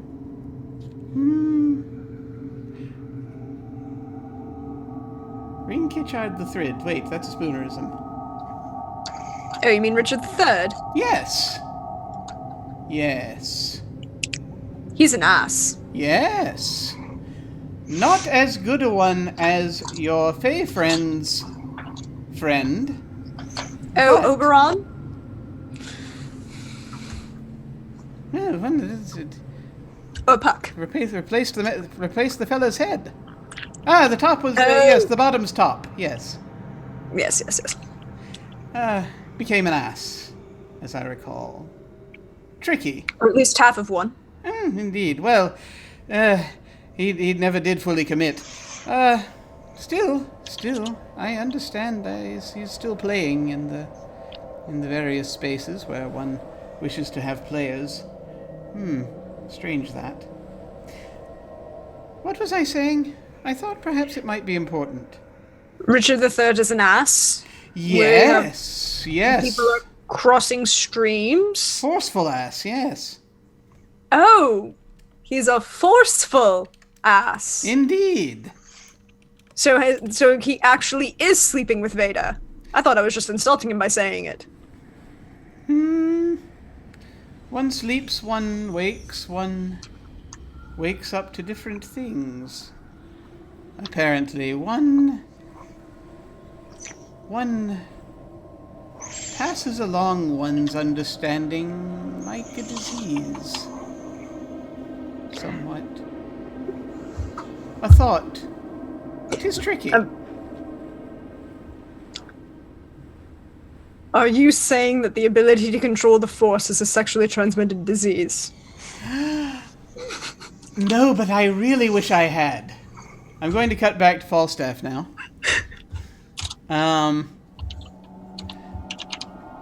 Falstaff. Mm-hmm.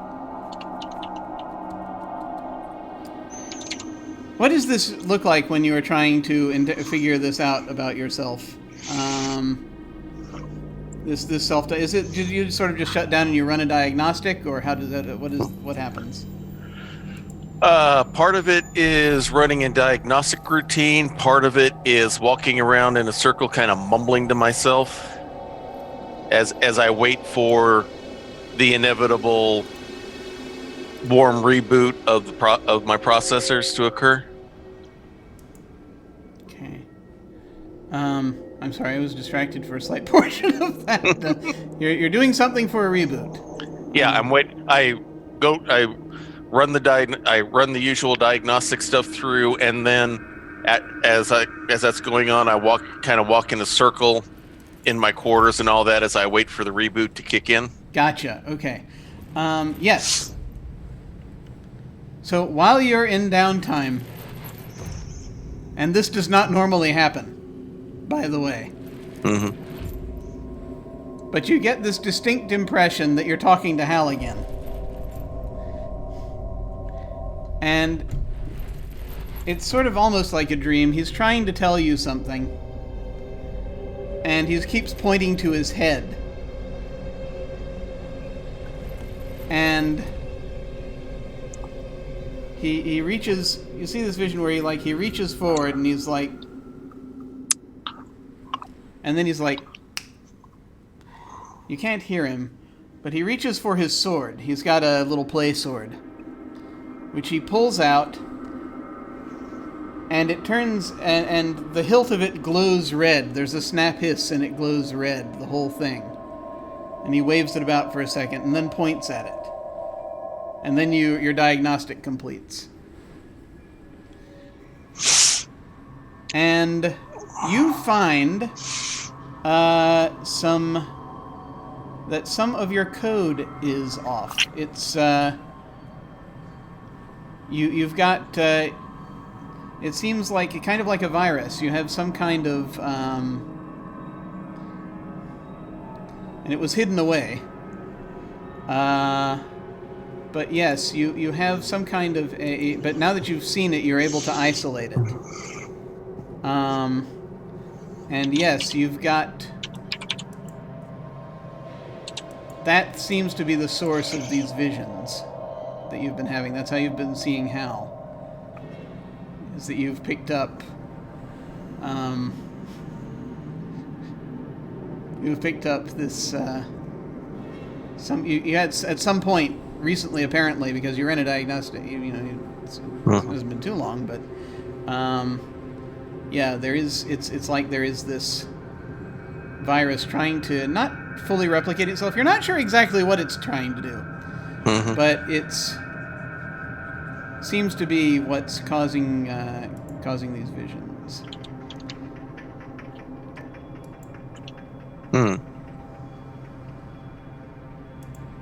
Do I know of any way with my robotic programming ability to correct this coding error? Yeah, now that you've found it, you can totally you can wipe it if you want. You can you just basically isolate it, and you can isolate it and cleanse it if you want. If you want to keep a sample of it, you can by just sort of you can upload it somewhere if you want to. Yeah. I want to remove it and replace it with correct code, but I also want to save a transcript of it in case we need to compare it with anybody else that's on the ship. Sure, absolutely. And so you start doing that, and that doesn't take very long. And what do you do after that? Well, after I discover this is going on, and you've started hearing this conversation Hamlet is having with himself. I hear that, and hopefully I put 2 and 2 together, and I head straight to the bridge. Okay, you will arrive in a moment. So back to Hamlet. As we're talking about Sithphilus, and says, "It is transmission of the mind, a way of thought,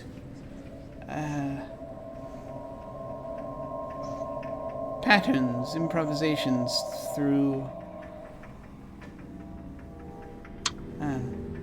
the play's the thing. Wherein you capture the conscience of a king. And indeed everyone's.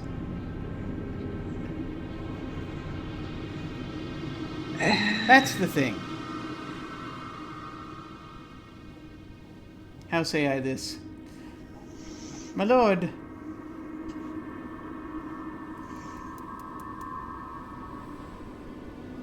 you have us in mind. I have you in mind. Yes. Are you in my mind, or are you without my mind? One walks the corridors within so that one may extend without. They do believe such things. They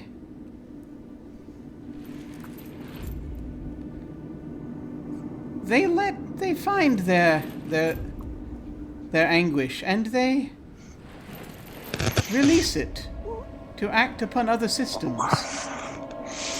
Virus. So you say. As you say, my lord. And he sort of is pacing back and forth. He's like, There'd be a way, there'd be a plan, there'd be a means. But they seek to deliver it. They seek to deliver it, and A wormhole or a Trojan horse? And he's sort of in the corner. He sort of gets in the corner. He's like, which is the one that fellow built before getting lost for 20 years? Oh, a Trojan horse. And at this point, Falstaff comes on the bridge. Okay, I see Hamlet. Either are you sitting or standing at this point? He's still sitting, and he's sitting like this with one hand up and the other hand on the comm button, holding it open.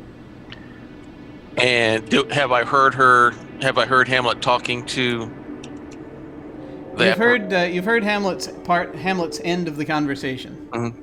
And I see no one else in there. Yeah, there's no one else in the room. Okay, I'm going to hold back a count or two in case they say anything else. I want to confirm that what's happened with me is going on here. So this Trojan horse you desire, or was desired. Well, you see him. He's actually now putting on a horse mask, and then he's sort of like distracted. He's turned when Falstaff comes into the room. It's like he detects it immediately, and he goes like, and then he vanishes, just winks out like that. Falstaff, I believe I need a full diagnostic. I've completed a full one on myself and found an error in my coding. A possibility of a Trojan horse is apparently. Then he's gonna go. Keeps the comm still open. He goes, Obi-Wan, I did not know that force usage was a virus that one could gain from romantic entanglements with other force users.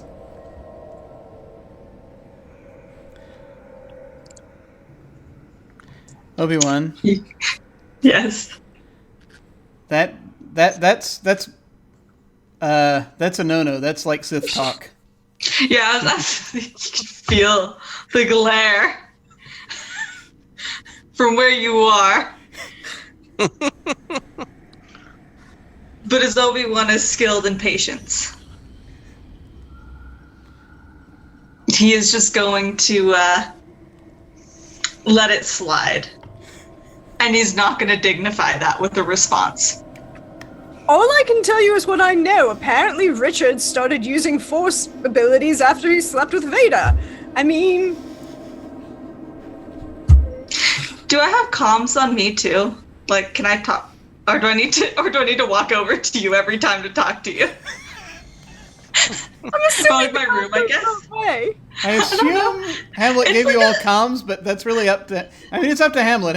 He's the captain, so... Yeah, like, I don't know if it's like a loudspeaker or if it's like the house... No, like- the house... Like, he had the open channel on when you were having the whole conversation, just so that everybody could hear it. Yeah. But when he's calling you about Richard and Vader,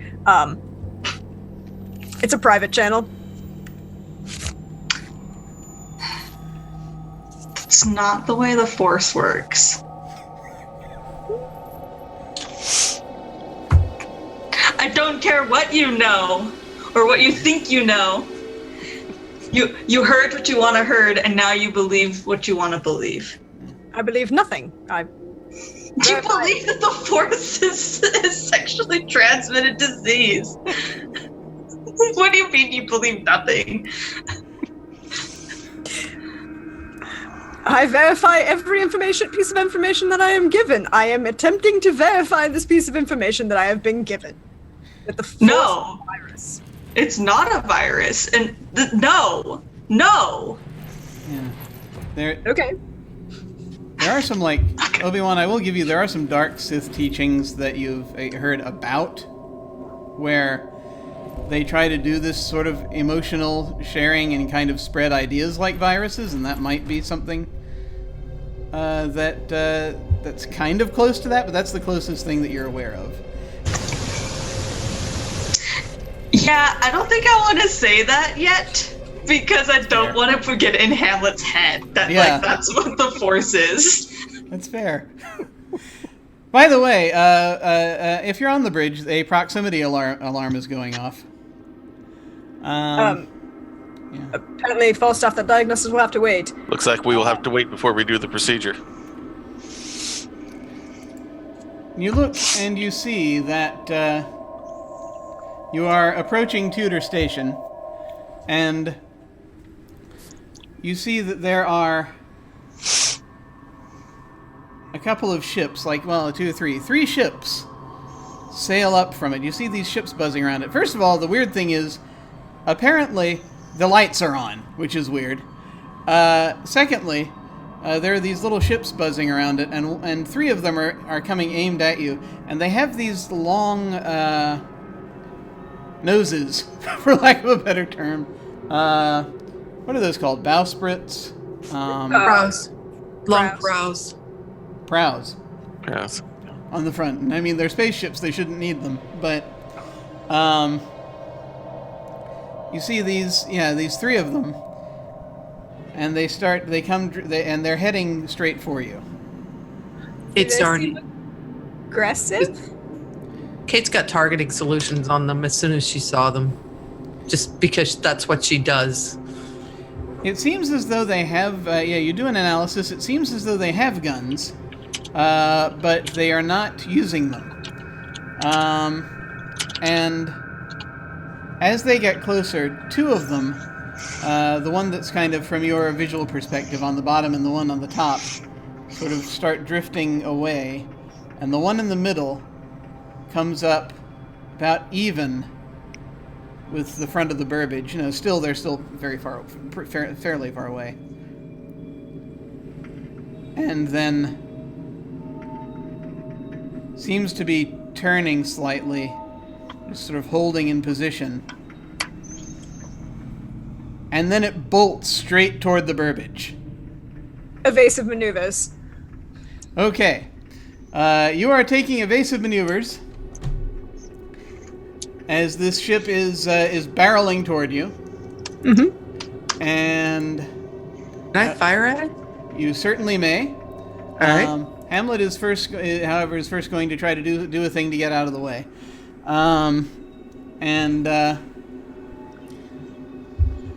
So this will be a difficulty of 3. All right. So 1 just cause, Okay. piloting, maneuvering around the obstacles, evading because it's evasion, caution to avoid the giant needle on the front. Going to say tricky flying because I'm working around the objects. Obstacles, this is an obstacle in my way and I need to get around it. Probably Daredevil because it's flying and I want to put myself in a position that, because I know Kate has targeting solutions that can fire when she pleases. I don't think they have tractor beams. They're pretty Does it small seem like- for they'd have to be. Yeah, they'd have to be bigger than that to have tractor beams, probably.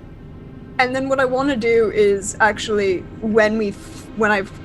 because it's like 1 and 1 and then 1 coming up, I want to come up and around and have the firing solution and use the created debris to sail underneath and get like into some sort of concealment.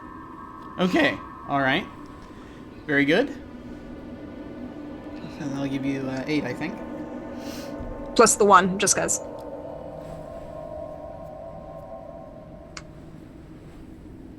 Yeah. Okay. So 9. Yeah.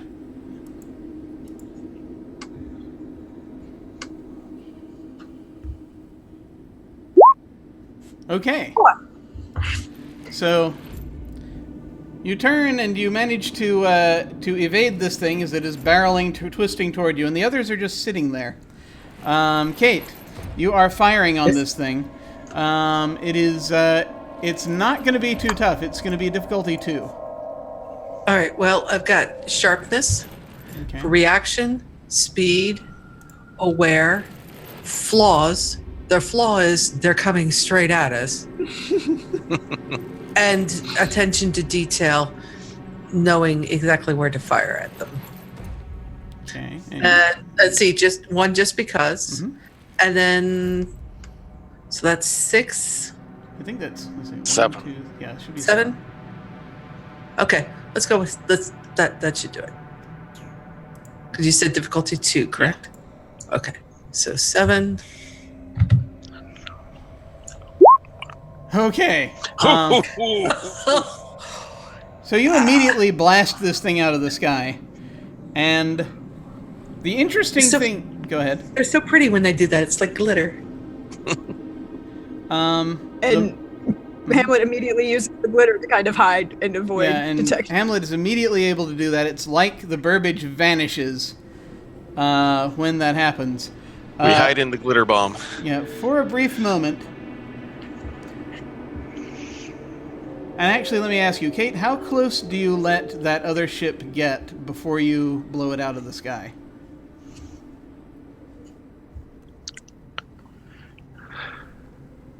You're mute.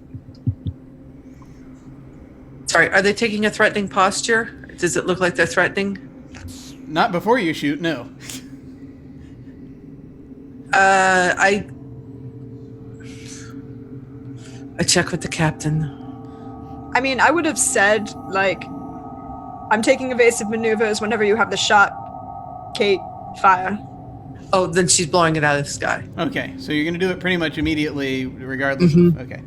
All right. Yep. So, use the glitter is very useful as a distraction. The other 2 ships immediately seem to go on alert, and they start firing. But because of the distraction that the 2 of you have made here, you're able to... Hamlet, you're able to immediately spin and turn and end up... you find some other space debris out here that you're able to hide behind pretty quickly. And they no longer have a lock on you. It's as far as you can tell on your sensors, they're like coming around, and now they're hunting. They're like coming around looking.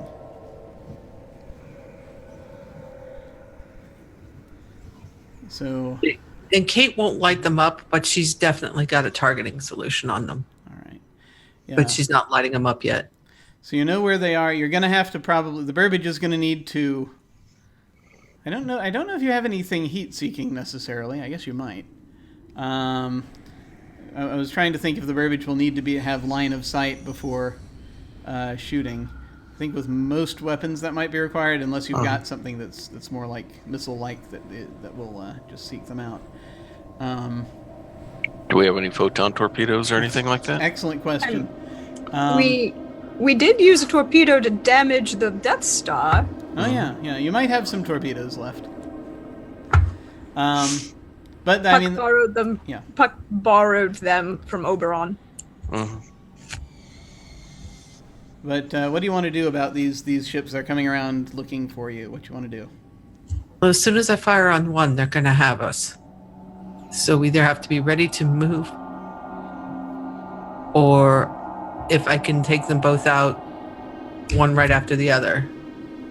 Well, I'll try and put you in the best possible place to do that, Lady Kate. Very well. I mean, should we try and hail them and ask them why they were about to ram us, or do we want to be not polite? I would say hail trying to find out why an unprovoked attack, because we didn't come in with any kind of threatening posture. Mercutio, you're the talky one, aren't you? I can be, sure. But generally, diplomacy is best used before shots are fired. It was a decision made based on our safety. I suppose that cannot be argued.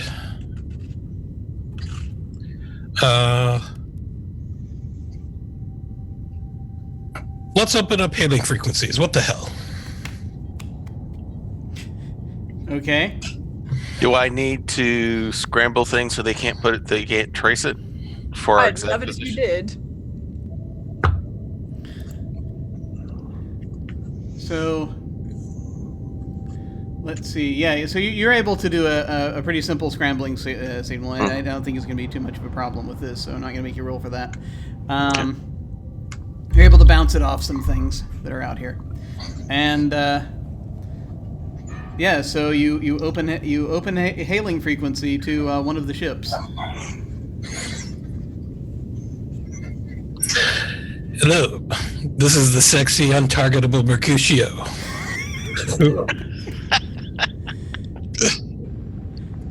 Who do I have the pleasure of speaking?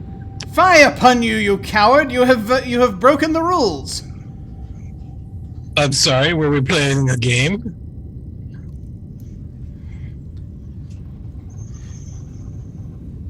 It was to be a glorious contest, and you have destroyed, and you have simply fired upon your combatant. Oh, I'm sorry, we must have gotten the wrong rule set. Poor bastard. Do you think Seems this to me is you a do not understand joust? You do not understand do you not understand the rules of the joust? The joust? Well, it's been a few centuries since we've last jousted. Perhaps you'd care to explain the rules now. Okay, to talk this guy down, I'm going to ask for let's see, you've already fired on his, I'm going to say difficulty 3. Okay.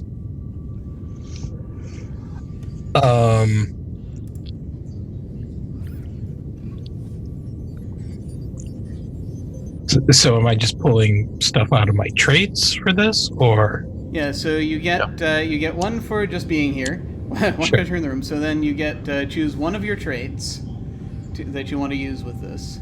Okay. Let's say good times. Okay, so yeah, good times. That's a good one. Okay, so you get one for good times, and then any of the tags under there that are not in brackets that you think would apply to this situation. And you need to let me know how it applies to the situation. Diplomacy, since, Okay. Charisma, because I am the sexy, untargetable Mercutio. Persuasion, since I'm trying to convince them to explain the rules. And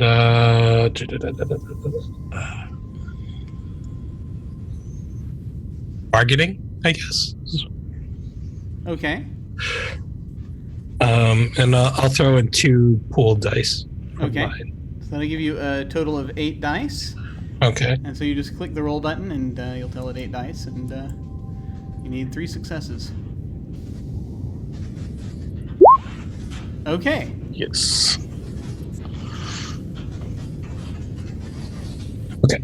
I see the update has not been sent out. Curses!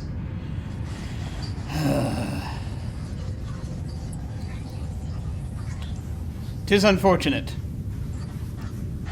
Well, very well.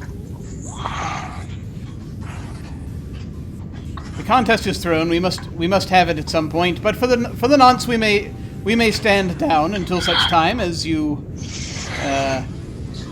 may better understand the gist of it.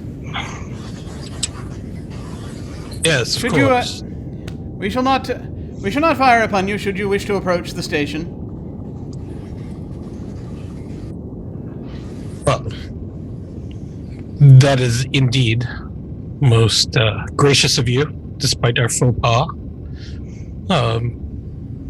Perhaps we should toast to your fallen comrade. What was his name again? Hang on. Where is it? Where is it? Where is the window that I had that had the Shakespearean names in it? Here it is. Shaw. Poor Shaw. Shaw was a good fellow. Indeed. Perhaps our gunner was a bit too quick on the draw and too deft of a shot for poor Shaw. Indeed. But we have some wine of excellent vintage. We shall toast to poor Shaw and his gracious yet untimely end at the poor hands of a shrew. Indeed. Indeed, sir, indeed. Come, we shall escort you. Very well. Burbage out.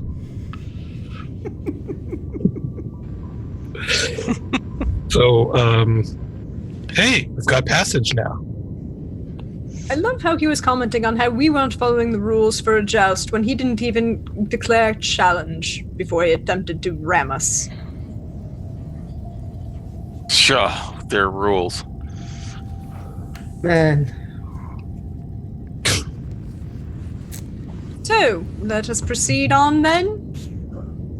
Yes, to Tudor Station. So, as you go out, these 2 ships, ships with these long, these lance ships come alongside you. They pilot you, then they come alongside, let you dock at Tudor Station, this big sort of round thing spinning. Does it have a couple of giant plates. hole in the center? Yes, you come along. There's a docking ring, and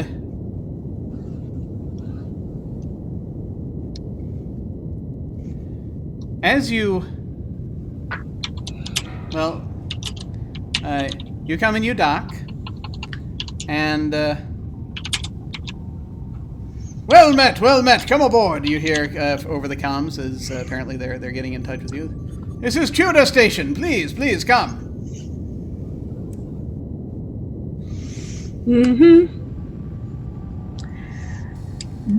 Before we leave the ship, assume heavy armaments. Kate's already got the armory open. And Mercutio, we're not bringing the good stuff. They don't deserve the good stuff. Can I bring the grenades? Grenades are a given. So much more understanding than my last captain. Tidy Pants, he had this thing about grenades. Wouldn't let me use them. Oh, yes. Wasn't he with the coat and the... Yeah. Yeah. Hamlet likes Big Boom. But Frequently. so do I. So you open again your whatever that thing, the ramp. The ramp goes down, and the moment it does, you hear music playing, and you step down to a scene of absolute debauchery, as it appears that they've set up this part of the docking ring not unlike a banquet hall. And there's many a turkey leg going around, and you see men sort of throwing just sort of loading crates and throwing things around and just sort of laughing.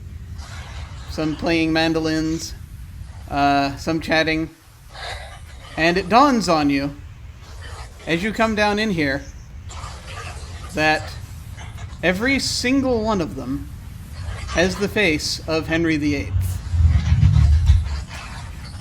And that is where we are going to leave off this week. That's a scary. I was about to say, all right, this is my kind of place until you said that.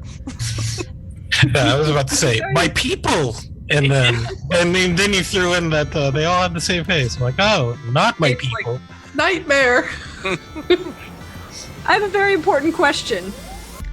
Mm-hmm. Which face of Henry VIII are we looking at? Like, young scholar prince, defender of the faith, creepy old dude who should have known better? There is a range of them. The one that's where he's as wide as he is tall. Yes, there are a number of them. Henry VIII's of all shapes and sizes. And we shall answer the puzzle of this next week when we return for more RvR. Well, folks, I would like to thank you very much for playing this evening. We are going to go around and get any sort of final thoughts from the crew of the Burbage, and also where folks can find you, and any final thoughts of what you thought of the session. And we're going to go the opposite direction, so we are going to start with Sam. Oh, hi. I just want to say that I absolutely love this whole, like, Hamlet thinking the horse is an STD thing. Oh my gosh. Oh, man. Anyway, you can find me on Twitter, every once in a while on Twitch, _Sam. You can actually find me this Sunday, not Saturday, at 4 a.m. Eastern. That might be my time. Some Eastern time. I'm going to be on Scraticus Academy for their 32-hour charity stream for NPC Bree, who is falling on some hard times.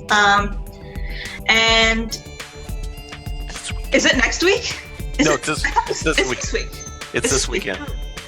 I thought it was... Hold on. I have it in my calendar. let me double check. I'm pretty sure it's this weekend.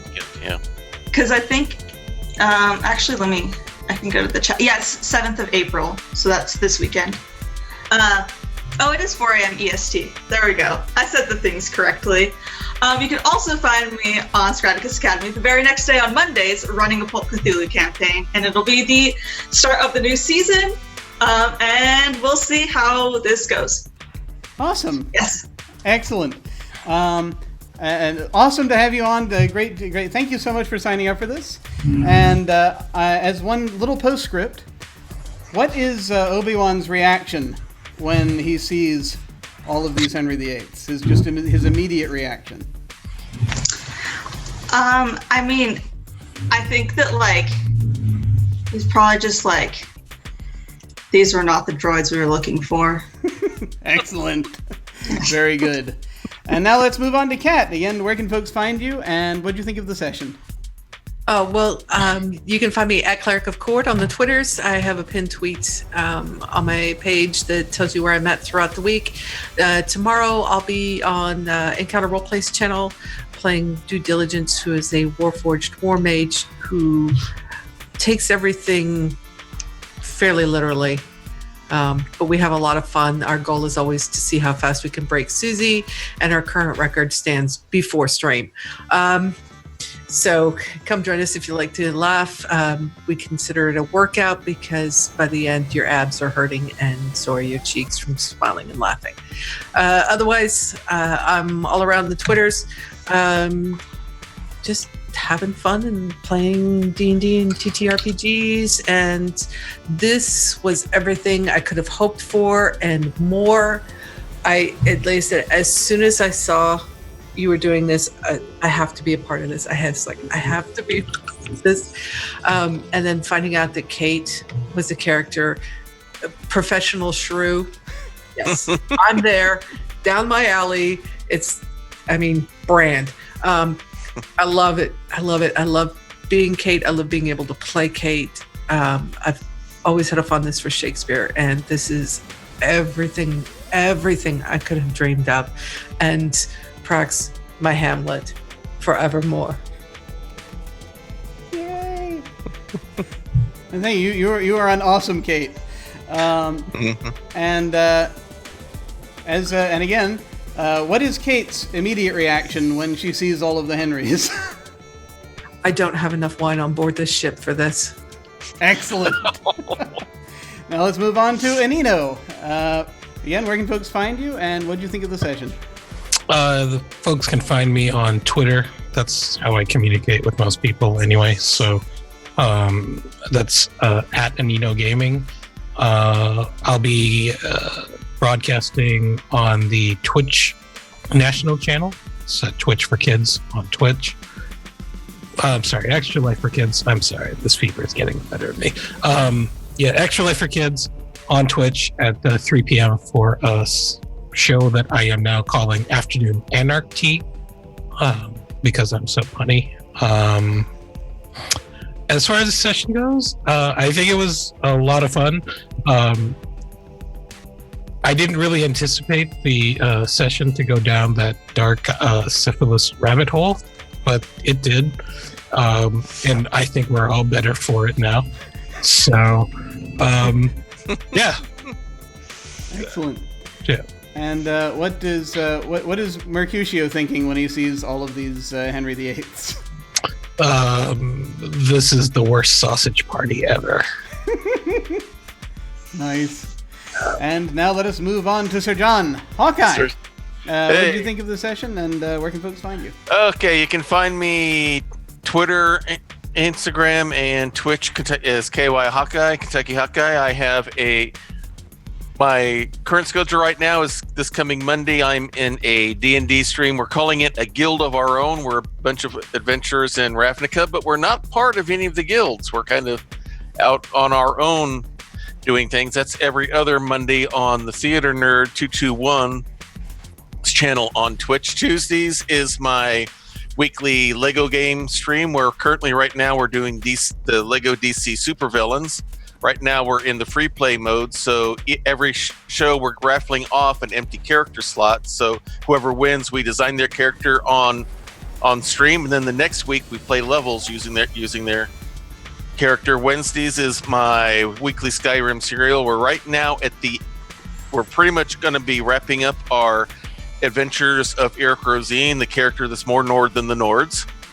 And we'll be getting ready to do an adventure with a Khajiit by the name of Scandalon, where we will be learning all about the tale of Scandalon. And then Thursday nights, I'm getting going with a WWE 2K19 universe using characters from the stream Critical Role. All of the characters the main players there, Campaign 1 and Campaign 2, and a number of the NPCs, plus Brian W. Foster and Matthew Miller. I've created wrestlers for all of them, and they compete in a WWE 2K19 WWE universe against each other inside the ring, either in the Victory Pit or at the Crucible, depending on which season they're You got from. his numbers, though. So I have that going right now, and you may see me on occasion doing some guest stuff on the Scraticus Academy, where they've got some of the free openings for other players to pop in. You may be seeing me popping in, since I'm a Cancer Cleric by day and RPG fanboy by night. Fantastic. And I love the episode here. Running into Hal, a little bit younger than I would have expected to see him, was a little bit confusing because, well, we can't. He might be too young to do the kind of activities that I thought I remembered that we did. So it's going to be interesting to see what happens for there. So a lot of fun there, and hoping to have plenty of interaction with Mercutio as we hopefully become definite drinking buddies throughout the episodes here. Yes. And as far as what I think when I step off the ship, it's like, whoa, boy, a party just like what the devil is going on? Okay, I hope the food is good, because I don't want to have to be staring at those same faces all night. Excellent. Very good. And finally, Lord Hamlet, Prince of Denmark. D, tell us where folks can find you and what you thought of the session. Oh, it was a lot of fun. Always is a lot of fun. I was so glad we got to get back together for this, because that one shot was not enough. It was not enough of hilarity. I love all of this, and I cannot wait to see how this all goes with Hamlet and Kate and Mercutio and Falstaff and Obi-Wan. All of this will be fun. But as for me, you can find me on Twitter at Deirdre Donlin, or at Praxagorth as Euphoria, as you see me hanging out in the Twitch chat. Right now, it's the season break, so have most of the week off. But on Sunday, you'll find me over on Soul Bear RPG for some Shattered Eye, which is the direct inverse of this. It is shattered family drama and minor shenanigans and Kadarn's poor choices. Come for the death and dismemberment, stay for the complex family drama. And all that show. On Monday, no, it's not on Monday anymore. This season, actually on Tuesday, Dark Matter returns on Tuesday on The Wandering DM, where I get to play my wonderful Void Cleric, who's not at all sarcastic and sassy and creepy as fuck. She's not. She's just really nice and nobody likes her. No, she's sarcastic and creepy as fuck. But D&D in space. Then Wednesday I'll be back here. Oh, and then Friday we have the new season opener for Castle Falkenstein over on Wandering DM. That'll be lots of fun. That'll be lots of drama, high Victorian, steampunkish drama, all of that. And then next Saturday I'm back in the DM's chair we're going to start up season 2 of Go West, and we're here to drive some fine folk mad through the Old West. Yay. Y'all should really come check out that. But check out my Twitter. I'm always telling people where I'm going to be. Oh, one other announcement. This is not really me, but kind of me. So I'm part of the Uncaged Anthology family. We appreciate all of your support. But the weekend of the 13th and the 14th, not this week, coming weekend, but the next weekend, the Uncaged is running a 24-hour charity stream to support RAINS, because April is Domestic Violence Awareness Month, and that's something we're all really supportive of. Put on this thing. Hey. So I'll be posting more about that, but check out the Twitter. Yay! And finally, what is Hamlet thinking when he steps off the Burbage and sees this sea of Henry VIII? I'm glad I let Kate bring the grenades. It's much faster to kill this many that quickly. Okay, this is gonna get interesting. Awesome. Well, thank you. I just got one quick question. Do we get a discount after we kill the 8th Henry VIII? So next, I'll have to go and see how the song goes and see if I can remember. Thank you all so much for playing. This has been delightful. I cannot wait for next week to see what happens. This is going to be good. I feel like this is going to be good. Well, once again, I'm Jim Ryan, and you can find me at OtherDoc on both Twitch and Twitter. My website is jimyesthatjim.com, where you can find my Geek Observation podcast and links to my various other podcasts, audio dramas, writings, and such. I've got links down below to my website, Twitter, YouTube channel, and the most recent short story that I've released. On Friday afternoons, Saturday and Sunday mornings, I play video games. On this Sunday, we're going to be doing the first one-shot of the month, that is Deadlands Noir, in my Tales of the Dust Bowl series. And that first one is Songs of the Dust Bowl, is the title of that scenario. Very much looking forward to that and seeing how we do with some Western noir horror. On Tuesday nights, I am over on Off the Table, playing in their Urban Shadows campaign, as we spiral down the track of morality, as things are continuing to go off the rails. It's glorious. And then, of course, once again, 1 week from today, we'll be back for the next episode of RvR. So please tune in for that. We do still have sign-ups going right now for the Deadlands Noir series and for Codex Fantasia, which is a cipher game that I'm running at the end of the month, sort of a fantastical enlightenment type setting. So you can do that by clicking on the sign-up link down below or going to jimyesthatjim.com. As always, beginners are welcome. When we go to the end card, I'm going to go ahead and send a raid over to Off the Table. As they're doing a Fate Core campaign, they're doing a Supers campaign. It's actually very entertaining. It's run by Little Red Dot, who's a great GM. And so I'm going to go ahead and send this over there after we hit the end card. But in the meantime, folks, thank you so much for watching. Take care, and I will see you next week.